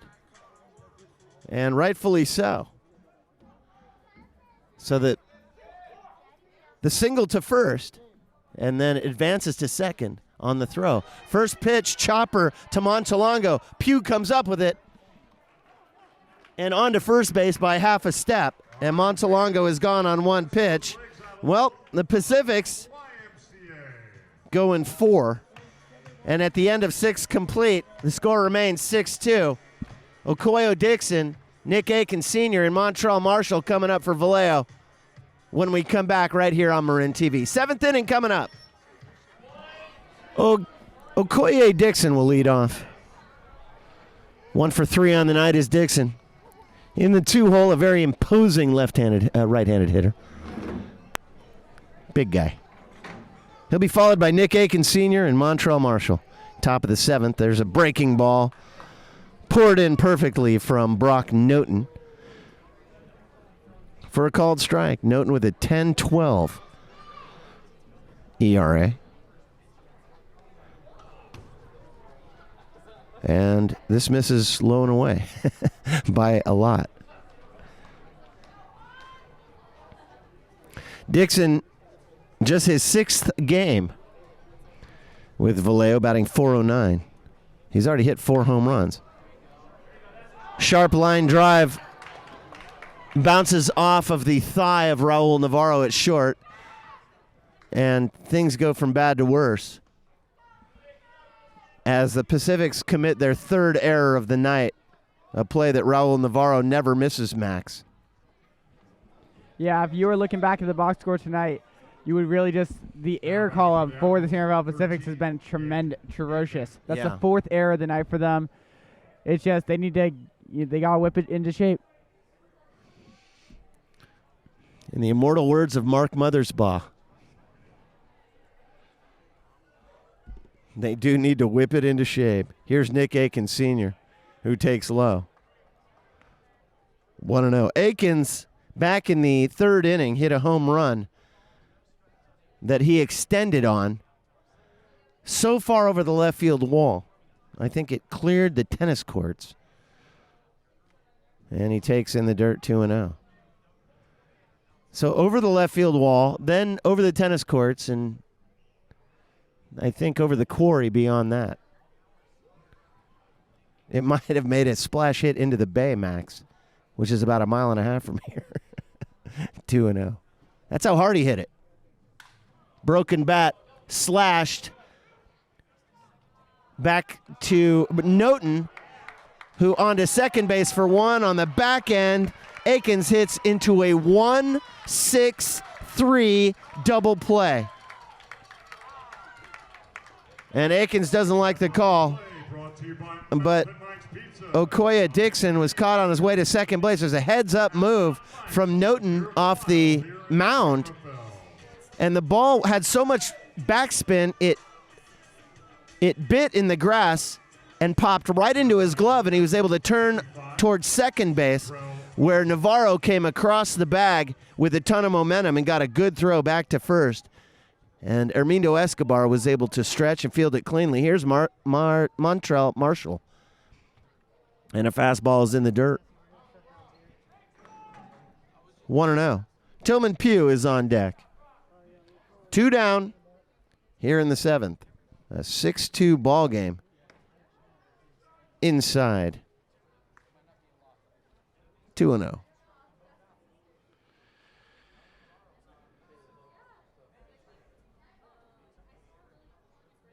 Marshall swings at a fastball and is just behind it. 2-1. The Pacifics love your selfies. Pull out your phone and take a selfie of your group.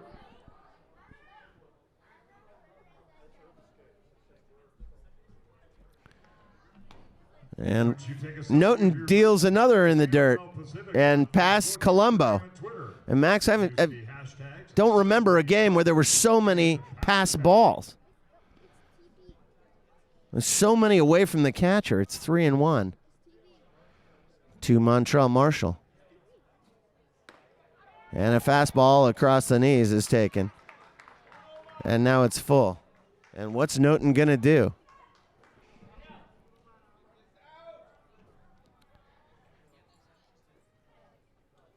Top 7, 2 down.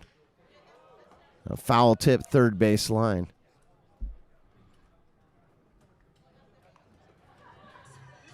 Since Noten has come in,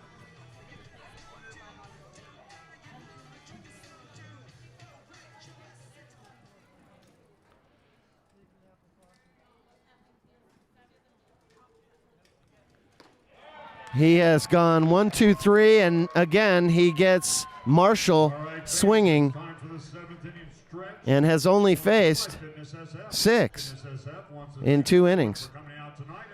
So pretty good work out of Brock Noten. We go bottom 7. Jimmy Lou Nardelli will lead off for San Rafael, followed by Raul Navarro and Yalier Peguero. 6-2, Admirals lead. Marin TV. Here's Lou Nardelli, everybody, batting .265.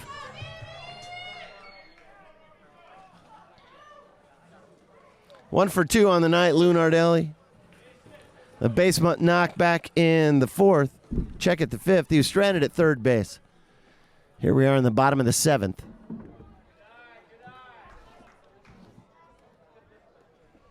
Tarona's still out on the hill, the big lefty.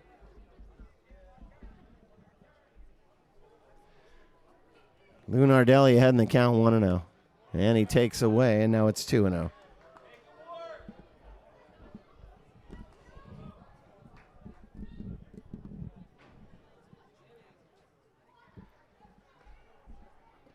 Batting .265 coming into tonight's action with 4 home runs.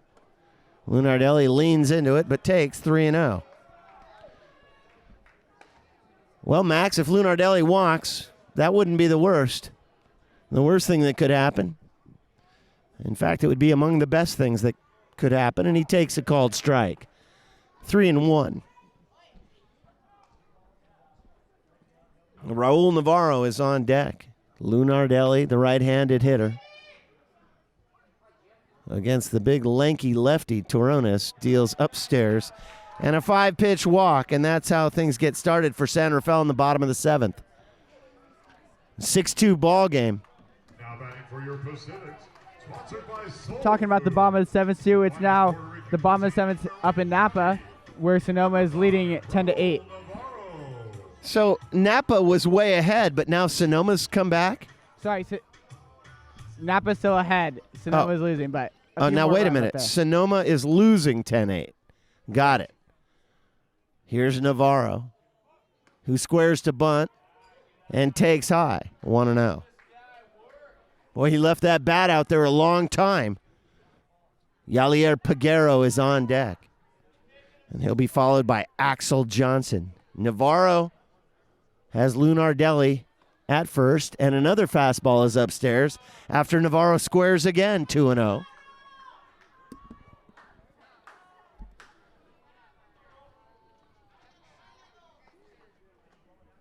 Navarro batting .370 coming into the action tonight.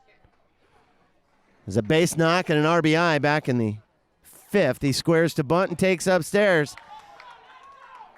And it's 3-0. Well, Toronis walked Lou Nardelli on 5, and now he's behind in the count 3-0. to Raul Navarro.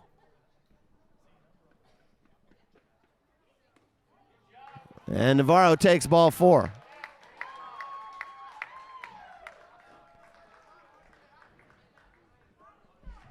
Well, Max, the tying run is in the on-deck circle. Yeller Peguero, 0 for 3 on the night with a pair of strikeouts, batting .315 coming into the game. With Axel Johnson on deck. Johnson represents the tying run. Pacifics had a nice rally in the 5th, and a curveball to Peguero is a called strike. This is the second time Peguero has seen Terrones, having Terrones coming in the 5th. So now we've made our way through the order one time. 2 on, nobody out. In the dirt, Gingras blocks it. And now it's 1-1. The Pacifics had that big rally in the 5th where they put a pair up, but had 4 consecutive base knocks, including the home run by Jacob Colombo.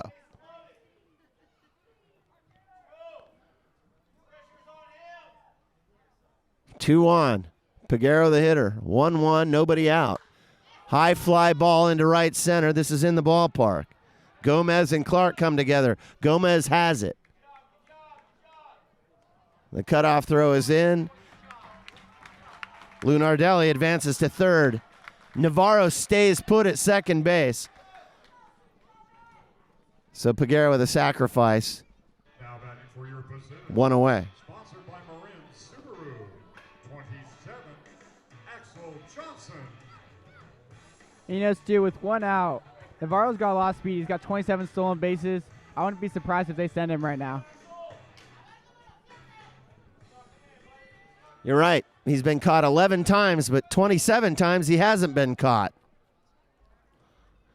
Might be a good time for a suicide squeeze. They're thinking about Navarro at first. Axel Johnson pops one out on Anderson Drive.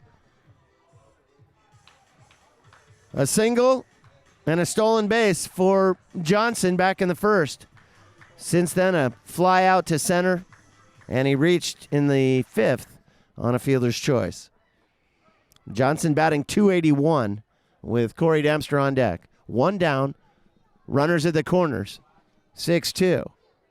Oh, and a slider high in the zone is swung on and missed. 0-2.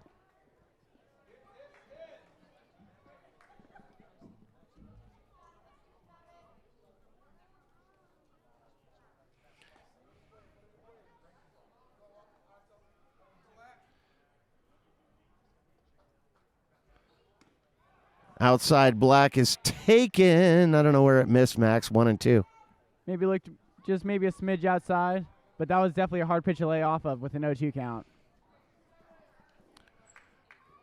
1 and 2 now to Axel Johnson, the 3-hole hitter, the slugger for the San Rafael Pacifics. 12 bombs and 52 driven in.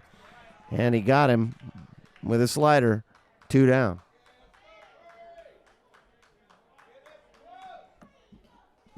For your Pacifics, sponsored by Mountain Lights Pizza. Number 11, Corey Dempster. 3rd strikeout for Matt Terrones since entering the game in the 5th, and here's Corey Dempster. And the Pacifics better get at least 1 run in here, Max, if they want to get any of that momentum back. They have got to get Lunardelli in from 3rd. Dempster batting .269, 0 for tonight. In the dirt. And Gingras blocks another one beautifully. The veteran catcher with a great defensive play. And Lunardelli cannot advance from 3rd.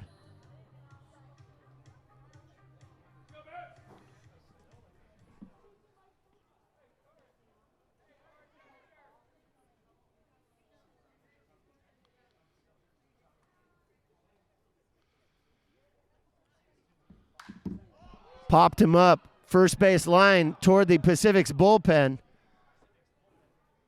Vlad Gomez gives chase, but he can't catch up to it. So it's 1 and 1. Dempster, 13 home runs and 49 driven in. Wouldn't it be sweet, Max, if he's able to get number 50 right here? It'd be a good time to do it. That'd be a sweet number to hit right now. Losing by 4 runs, there isn't a better time. Agreed. Dempster takes a long look into Toronis. Here it is. Ooh, indoors. And Dempster gets the call, 2-1. Looked like a pretty good pitch. Grazing the inside black, but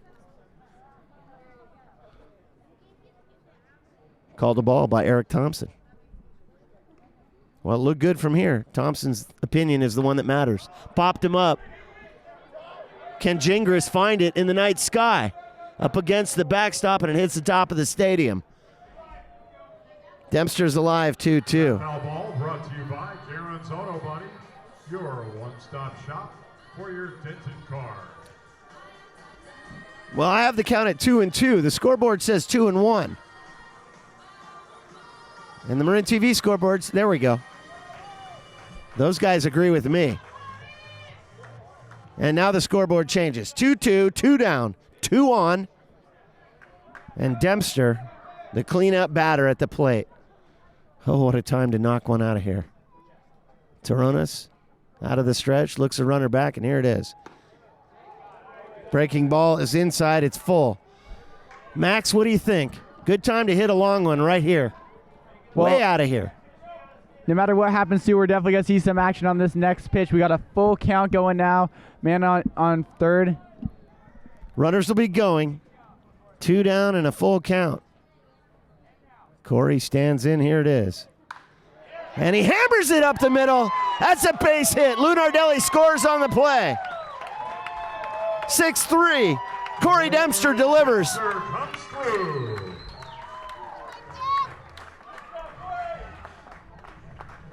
Navarro moves to second base. And here's Armindo Escobar, who last inning, Max, was so anxious and amped. I've never seen an at-bat out of Escobar like his last, which resulted in a strikeout, but he was really hacking. And it looks like we're going to have a new pitcher for Vallejo. Toronis is done on the night.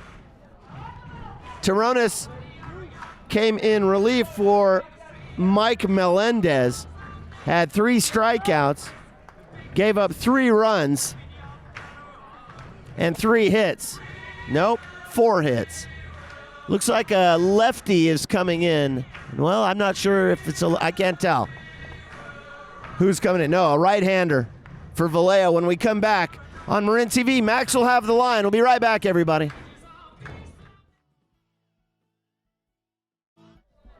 The new pitcher for Vallejo is Alex Leach, and pinch hitting for Armindo Escobar is Mike Annone. 2 on and 2 down, 1 run is in. It's 6-3, Vallejo. And Alex Leach, a big right-hander, is on the hill. And Max, bring it. Well, Alex Leach is 0-1 this season in 19 appearances. He has 19 innings pitched, 25 strikeouts to go along with 9 walks, and a 5.21 ERA. And can you look up what Annone is hitting, the pinch hitter? So it's righty on lefty, and Annone takes, and he's ahead in the count, 2-0. Corey Dempster with the RBI up the middle that scored Lunardelli from third stands at first base with Raul Navarro, the runner at second. 1 in, 2 down. Leach, the tall right-hander, deals outside black, 2-1. Mike Annone is batting .291 on the season with 7 home runs and 21 driven in. Make noise. This is big right here. This at bat. Let's go. What was it? Go, Mikey! 291, thank you. 2-1, Annone. Big moment in the game. Giant, he represents the tying run. Annone slashes it foul out on Anderson drive. 2-2. And while Annone might not have the highest batting average on the team, he might have the most swagger with that supreme armband he's rocking with tonight. Yeah, you're not kidding. That gives Leach something to look at. Oh, and a live ball and a heads-up move from Navarro to steal third base.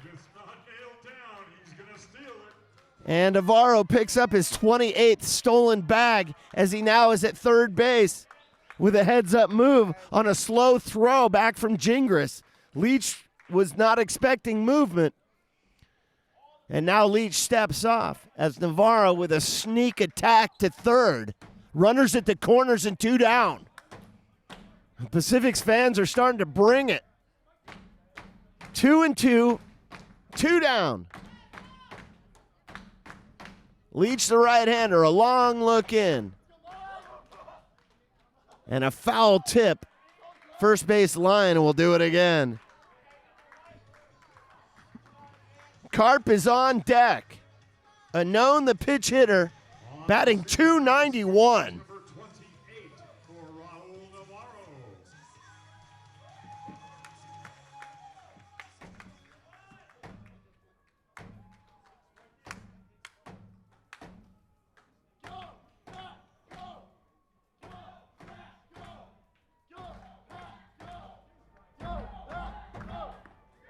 Called strike 3. Outside black, and Unknown let it go. 1 run in, and the Pacifics eke 1 run closer at 6-3. It'll be Tillman Pugh, Chevy Clark, and Ricky Gingras coming up. Top 8, 6-3, Marin TV. Joseph Rivera is the new pitcher for the Pacifics here in the 8th inning. Just 1 game, Nice job, fans. 1 appearance, 1 inning pitched. So no record, no nothing. Now pitching for your Pacifics, number 30, Joseph Rivera. In Sonoma, the Stompers have clawed back. It's 8-8 against Napa in the 8th. And Rivera, the big right-hander, has kind of a little snap, little buggy whip at the top of his motion. And he's facing Tillman Pugh. And the first pitch to Pugh is up and in. And it's 1-0. He'll be followed by Chevy Clark and Ricky Gingras. Top of the 8th in a 6-3 ball game.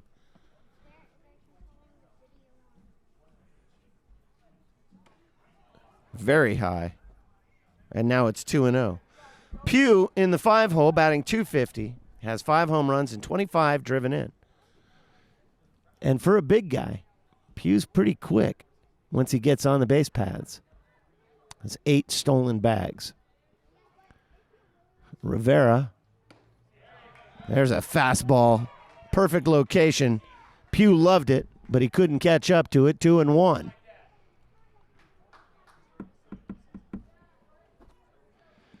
Pugh struck out 3 times tonight. So let's see if he can avoid the sombrero. And he takes. Now it's 3-1. Swinging twice, looking once. And Pugh has not been himself tonight.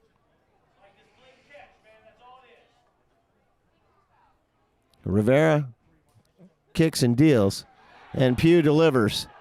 A line drive into left. And that's how things start in the top of the 8th.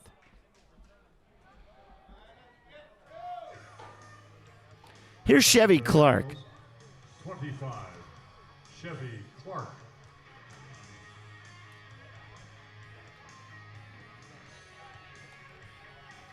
Clark on the night is 0 for a ground ball and a fly ball and a walk.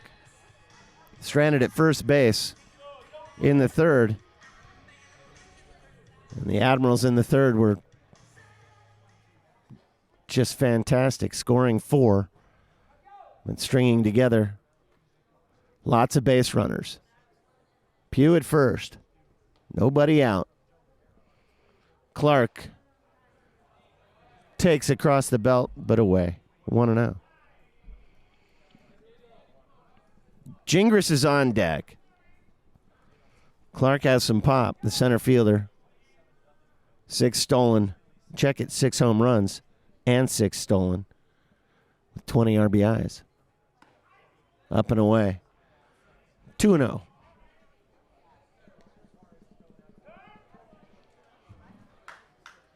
And now Oscar Suarez has noticed something in Rivera's delivery and wants to take a walk, and there he is. The hoodied manager of the Santa Fells is taking a walk to the mound along with Eric Thompson, the home plate umpire. Pacific's bullpen is very quiet. And I have no idea, Max, what what Oscar Suarez could be saying.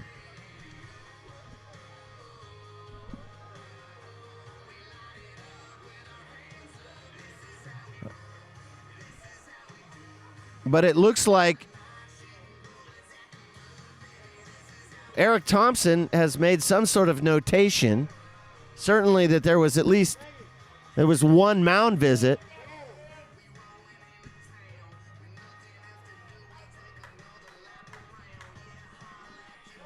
But I cannot imagine what else he could have been saying at that moment.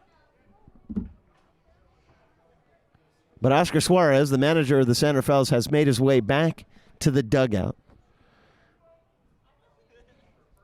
You only get one. The second mound visit means a new guy is coming in. Nobody up in the Pacific's bullpen. Clark, the hitter, ahead in the count 2-0. A fastball and a called strike. 2-1.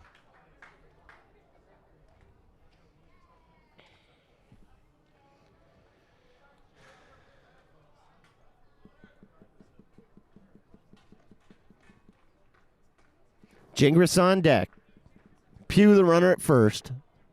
Rivera on the hill, a snap throw over to first, and it gets away from Hermindo Escobar. I mean, way away. And Pugh turns second and stops at third, mercifully. That's how far Rivera threw it away from Escobar.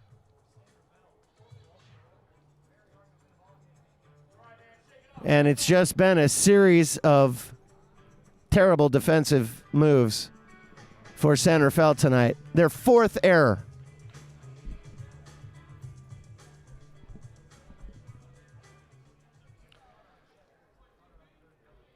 So Pugh advances 180 feet, Max, after just a terrible throw to first. If you're going to snap throw, you better find the target. Popped him up. Third base side. Peguero and Navarro come together in foul territory.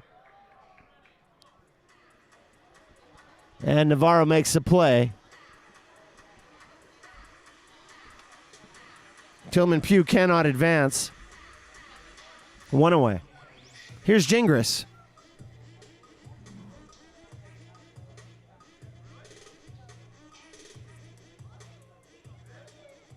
Now batting for the Admirals, 31, Ricky Gingras.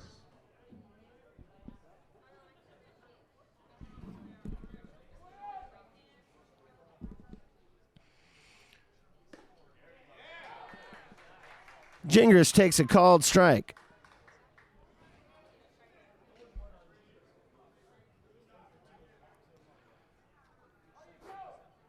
Rivera, the right-hander, just his second appearance. Pugh, the runner at third. And a foul back to the screen. 0-2 to the ex-Pacific Ricky Gingras. Uresti is on deck. You want to take the play-by-play after this guy's done? Sure. Okay.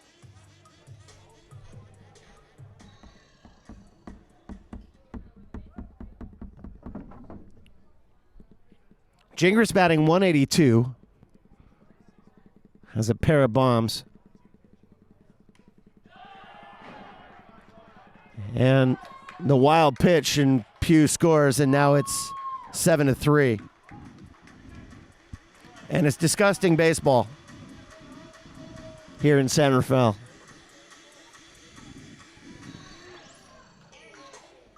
Pugh gets to third base when Rivera tried to snap throw to first.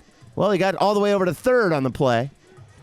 Now he throws it over the head of Jacob Colombo, and Pugh scores. 270 free feet. And a line drive up the middle. And Gingras has a base hit.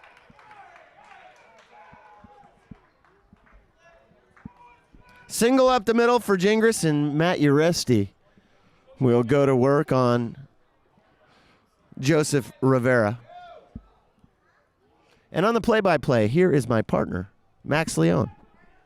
Now batting for the Admirals, 54, Matt Uresti. Well, we got Matt Uresti for the Vallejo Admirals up to bat now.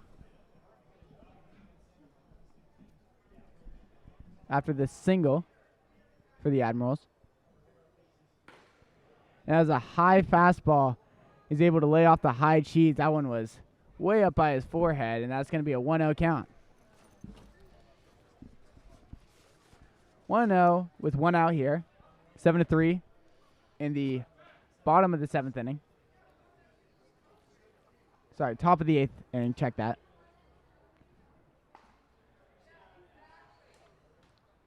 Oh, and that's a curveball. And check that slider. And it just rattles off Jacob Colombo's glove. Didn't get by him, though, which is good.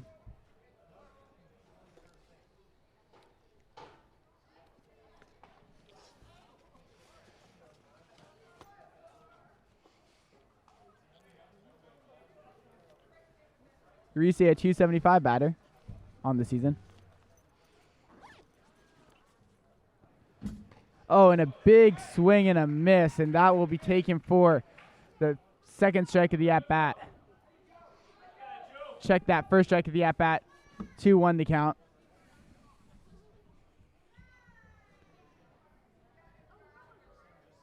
He struck out earlier in this game, and he reached on error in his last at-bat, and he takes another big swing and another big miss.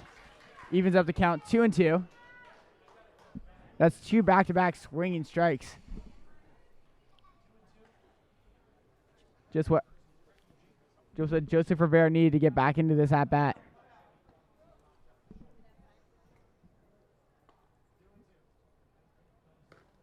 Oh, and that is down and low. The curveball just misses way down, so it didn't just miss. Check that. And it's going to be a full count. Runner on first.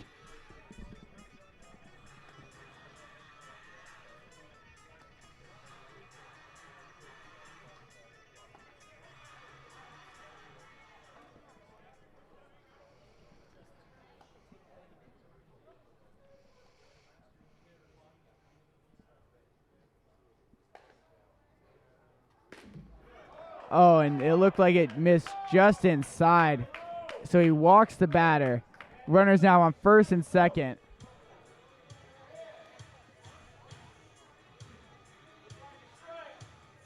As we have the 9-hole hitter now. Chris Forcani up to bat. Chris Fornacci up to bat. Check that. Now batting for Vallejo, number 8, Chris Fornacci.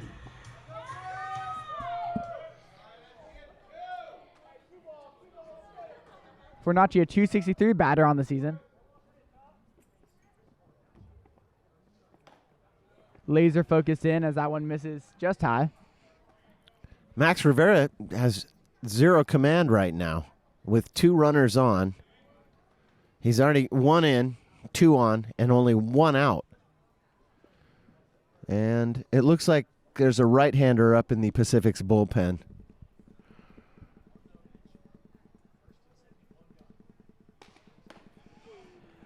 Fornacci flew out to Corey Dempster in right field in his last at-bat. He's reached base once on a walk back in the 3rd inning, and he struck out again in the 4th. So looking for his first hit here of the night. 2-0 the count.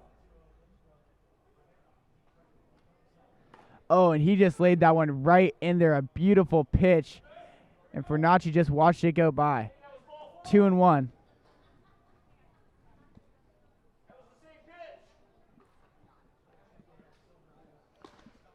Rivera has got to keep the ball down.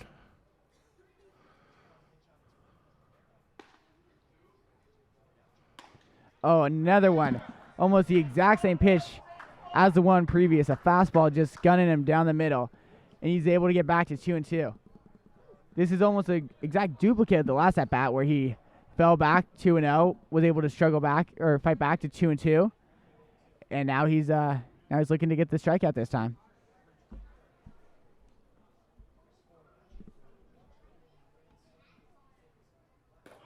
Oh, and a big swing and a miss, and he is able to get the strikeout this time. Fastball, couldn't hit the high cheese, and that'll be able to secure the second out of the inning. Now batting for the Admirals, number 10, Vlad Gomez. Well, that's the first strikeout for Rivera since coming in 5 batters ago.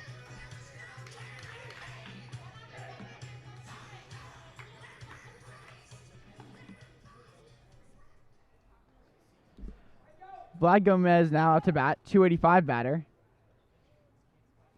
Man, it's been all night. It's been Gomez.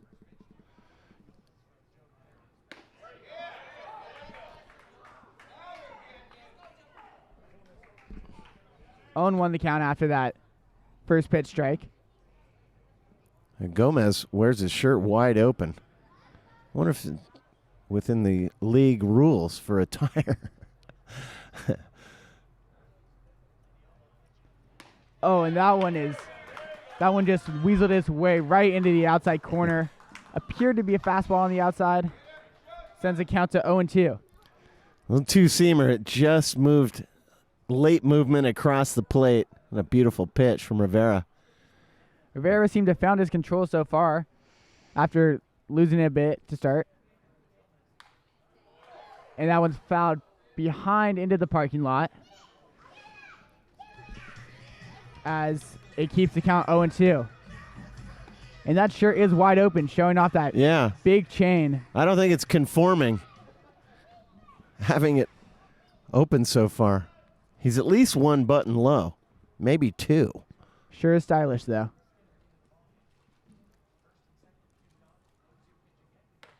Oh, and that is the strikeout to end the inning. Back-to-back strikeouts after getting some trouble earlier in the inning.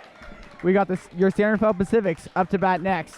Hey fans, do you realize some of the biggest... And we got Jay Karp, Jacob Colombo, and Mike Morales up to bat here down in Albert Park. You're watching the San Rafael Pacifics on Marin TV.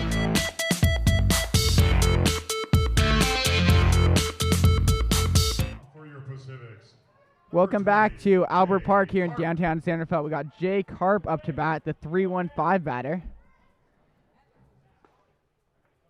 Oh, and he makes contact on the first pitch, grounder to third base. Oh, and he goes off the bag, but he gets the tag to get the out. An impressive defensive play by Montreal Mitchell. For your Pacifics, 47. And Nick Atkins Sr. was able to make the play. Pretty impressive defensive all around.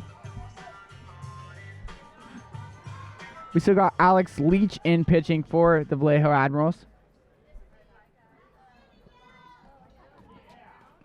Oh, and that one goes into the dirt, taken for ball 1.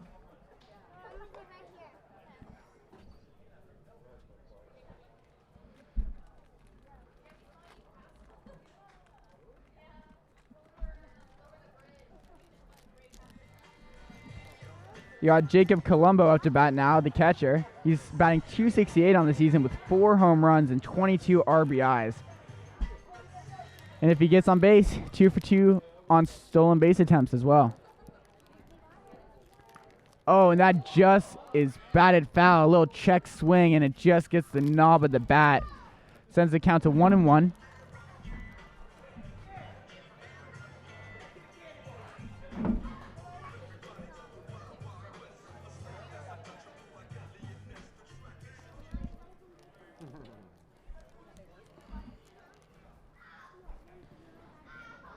Oh, and that one is high. Taken for the second ball of the at-bat. Looked like to be a two-seam fastball taken high. Try to avoid some. Not the stuff I've ever seen.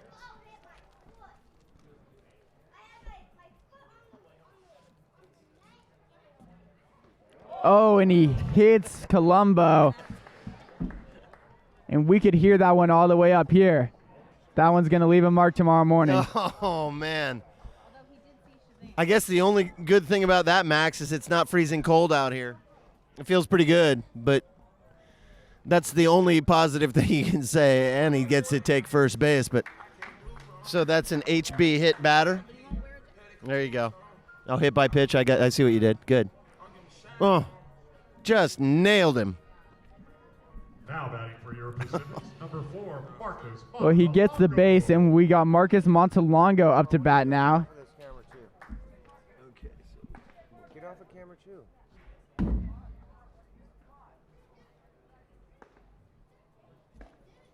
And that is taken low for a ball. The curveball just sunk a little too far on that one.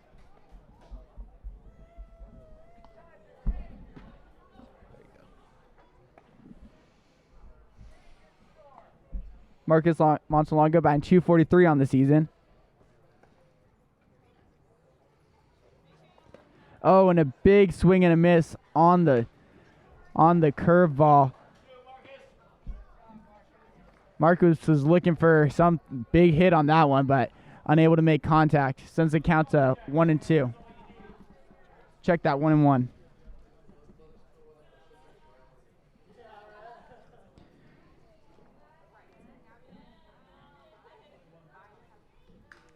Oh, and he's able to chop that one back into the backstop. 7-3 here down in Albert Park. Let's see if the Pacifics have some magic left.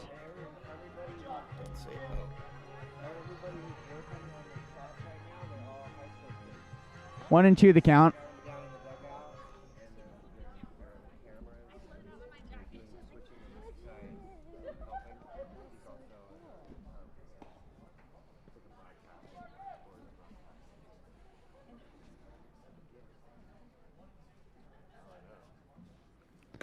Oh, and another big swing and a miss. And that'll be a strikeout for Marcus Montalongo. Goes down swinging. We got Jimmy Lunardelli up to bat.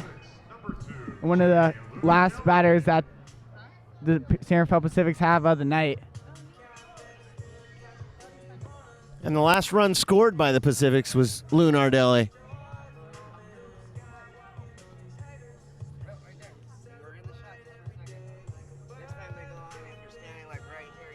Stand right here. Right here. But when they come, if they go back. 2 outs here at Albert Park. Hi, Evan. I'm Stu. Come on over here. Yeah. Come on. See the camera right there? We got little Evan here with us up in the box. Yeah. You'll see yourself on TV here in just a second. There you are, Evan. See over there? There's the camera. Oh, and a big swing and a miss by Lunardelli. You're on live TV, buddy. Alex Leach There you are. getting the swinging strikes here now. Evan's hanging out with us in the booth. Evan in the cool little Flash t-shirt. Yeah. Where do you go to school, Evan? Mercedes. What is it? Mercedes. Who's your best friend? Marcus. All right. Not Marcus Montalongo. He plays for the Pacifics. A different Marcus. Yeah. Okay.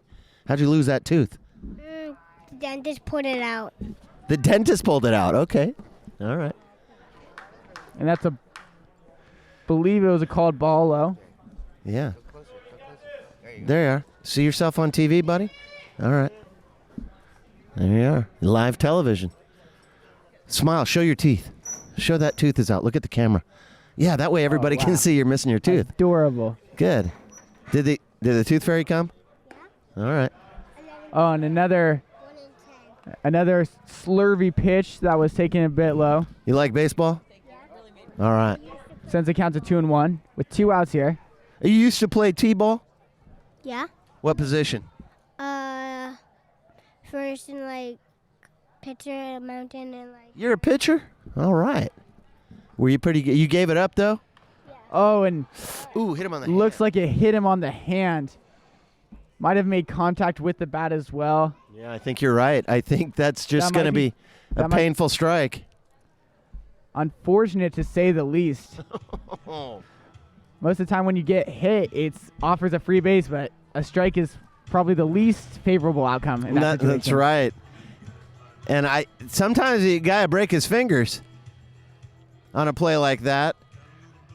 It hit so far up the bat, it caught him right on the hand, but it also caught a piece of the bat. And if it catches any part of the bat, it's a strike as the trainer's out to have a peek at things. So a couple of hit batters here in the bottom of the 8th has really slowed things down to a crawl. Pacifics need some late game magic, Max, if they want to get back in this one. And all they're getting is hacked and hit by Vallejo pitching.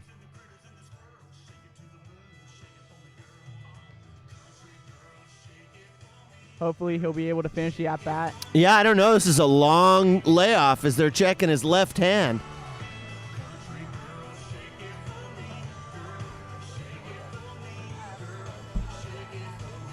Lunardelli gets it in the lead hand, his left hand. And if the trainer leaves him in there, that's a good sign. She doesn't look overly concerned, but Oscar Suarez now is talking to him. And it looks like Lunardelli is going to try to finish his at-bat. These guys always want to finish their at-bats, though. I don't care what level of professional baseball. If you get here, if you get this far, it's because you refuse to pull yourself out. Quick word with Ricky Gingras. And now Lunardelli's back in there 2-2. So after the little hand fiasco, the count's 2-2. Foul ball on that. Think he's going to swing at this? Or is he going to be afraid of it? I would be afraid of it. Lunardelli will swing. Nope, not swingable. And way in the dirt. It's going to send to a full count now, 2 outs. You know what I mean, Max? After having gotten hit in the hand like that, I think I'd be afraid of the subsequent pitch. Well, you know, these ball players, they're professionals. Yeah. They get hit a lot, so they got to kind of just shake it off and get ready for the next pitch. Lunardelli in the box, full count.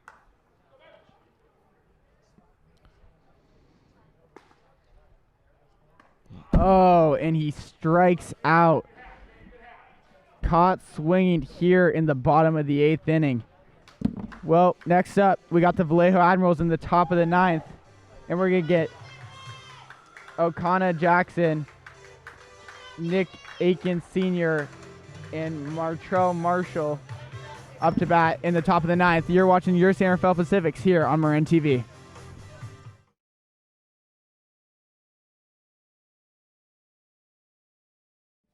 Top of the 9th inning, everybody. 7-3 Vallejo. Tyler Skinner on the hill for San Rafael.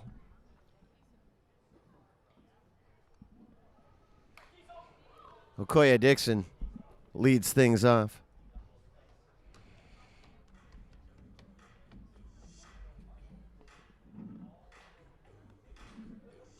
Skinner 0-2 with a 7.26 ERA.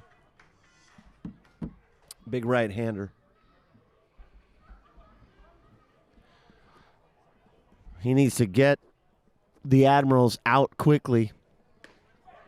And a fastball is swung on and missed by Okoye Dixon, who with a mammoth swing. 1 for 4 on the night. A strikeout. Reached back in the 7th. An error. Routine grounder to Navarro that he booted. And dancing around in the box, and Dixon gets the call, 1-2. Aiken Sr. on deck. Dixon in 6 games, or check at 5 games, batting .409. And he gets him with a massive bender. What a beautiful pitch from Tyler Skinner, the right-hander. 1 away.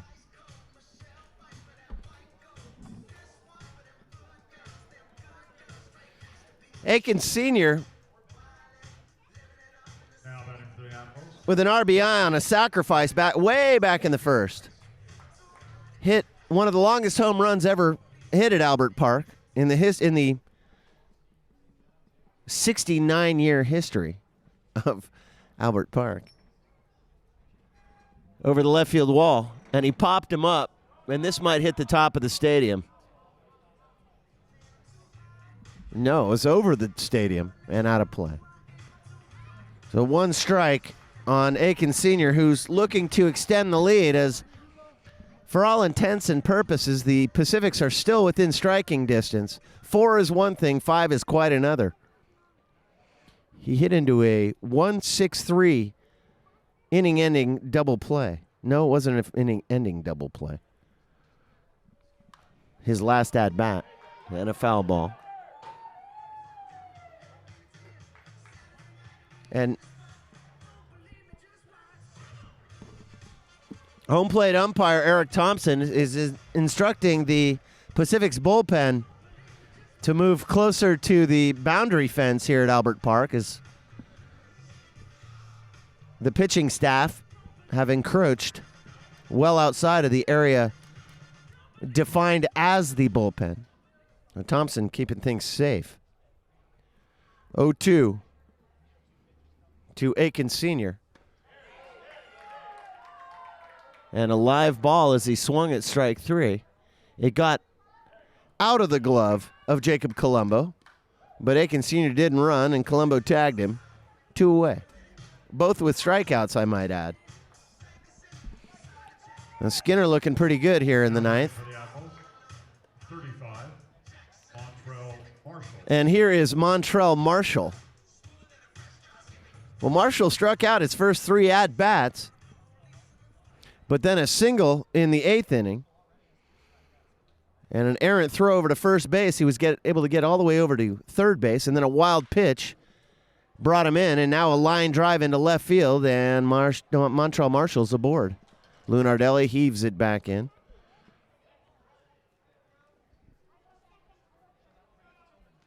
Now batting for Vallejo, number 12. And I almost had that right, Max. I was reading the line on Pew, actually. Montrell Marshall, a pair of strikeouts, but he also had a mammoth home run in the 5th. Well, he's aboard either way. Marshall, big tall guy over at first base, with 2 down.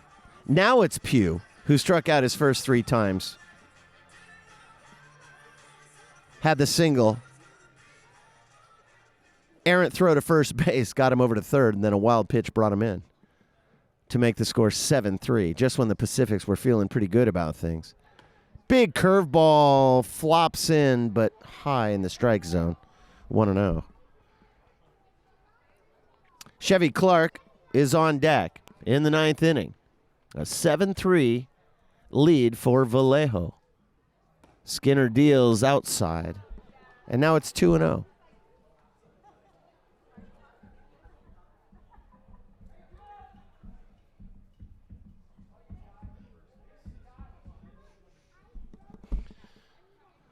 Pew, the veteran, batting .250 coming in to tonight's action. Slashes one toward third. Scooped up by Peguero onto second. And that ends it. Well, the Pacifics are down to their last 3 outs, Max. It's a 7-3 ball game. When we come back, bottom 9. Vallejo on top, Marin TV. Well, Jamal Wilson is on the hill to close things out for Vallejo. 6 games, 6 1/3 innings pitched, a 1-0 record. And no ERA, which tells you something about Your attention, please. Now, Wilson's for Vallejo, velocity, if nothing else. Jamal Wilson.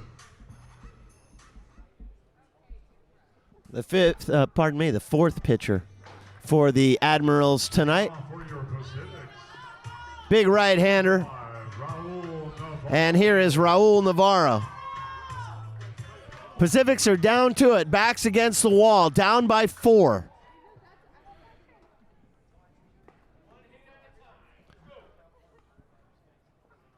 First pitch is power on power as Navarro swings across the top of a two-seam fastball. One strike on him, batting .370 coming into tonight's action. A couple of walks and a base knock in the 5th. Pop fly to lead things off. Officially 1 for 2. Outside, 1-1. Navarro had an RBI up the middle in the 5th when he had that single. And a stolen base in the 7th. Peguero on deck. Way outside, 2-1. Pacifics need base runners.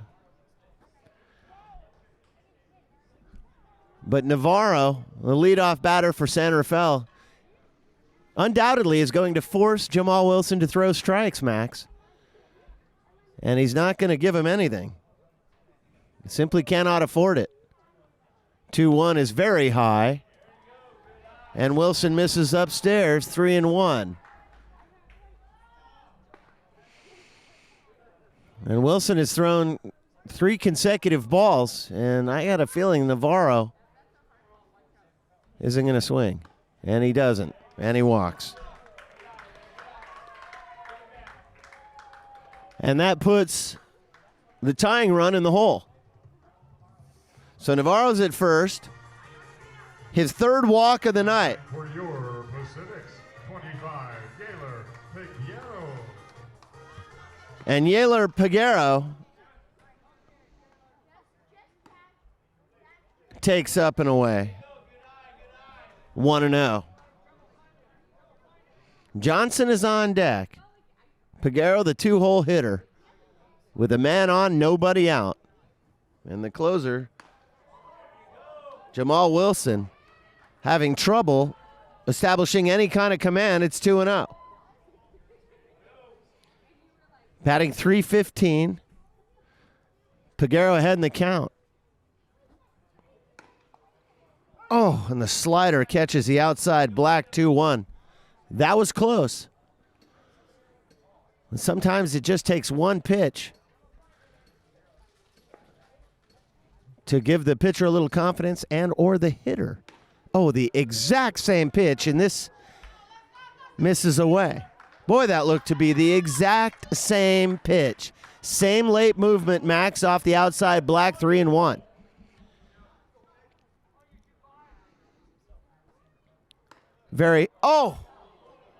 I was about to say very high, Max, and it was high in the zone, but called a strike by Eric Thompson. And I cannot believe that call. 3-2. And he got him swinging. Now that was down in the zone. First strikeout recorded by Jamal Wilson. Now batting for your Pacifics. And Stu, when it's all said and done, we watched a great baseball game here today, but I would say it's probably the most stylish baseball game I've ever seen. Looking at Wilson's bright yellow stirrups, Vlad Gomez's chain, and Mike Anone's supreme sleeve. It was a pretty fashion and stylish game. I'll give you that. Here's Axel Johnson. Snap throw over to first base. And Navarro scurries back to the bag safely. Johnson with a single and a stolen base back in the first. Reach base on a fielder's choice in the 5th.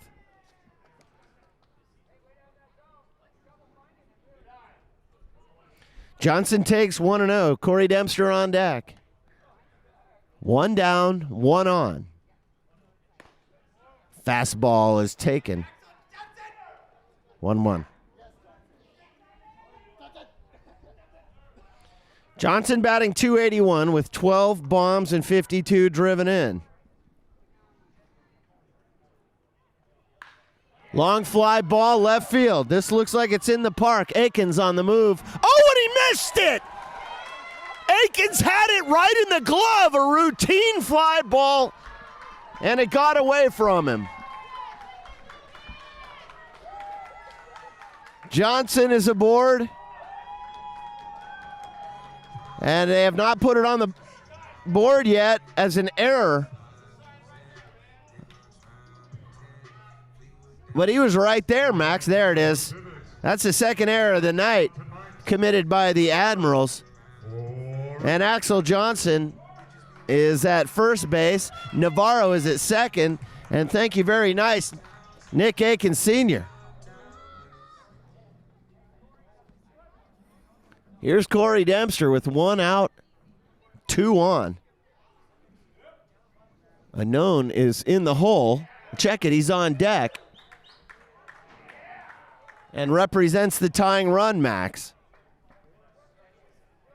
Pacifics are eking closer to tying this one. Dempster, the right field. The right fielder swings at a breaking ball, and now it's 1-1. Corey batting .269 coming into tonight's action.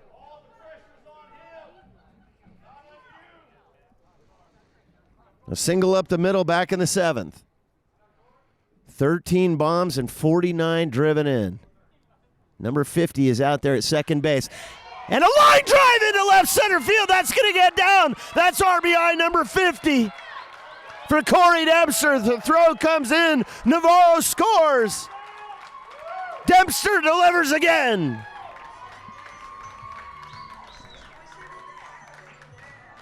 (7-4).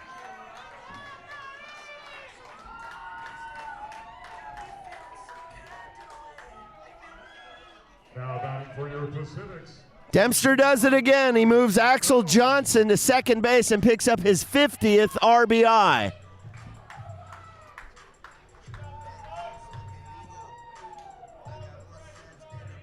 They haven't put it up on the scoreboard yet, but Navarro scored on the play.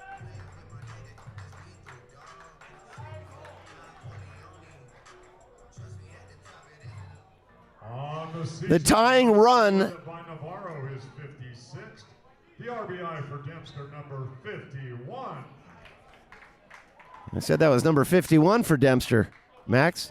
Yes. Number 50 was in the 7th. Line drive into right field. That gets down for a base hit. Coming around is Axel Johnson. Now he's back and stops at third base. And the bases are loaded with 1 away. Unknown delivers on the first pitch. A line drive to right field. The tying run is at first base, Max. Johnson to third. Dempster to second. Mike Unknown at first base. And the winning run coming to the plate. Jay Carp.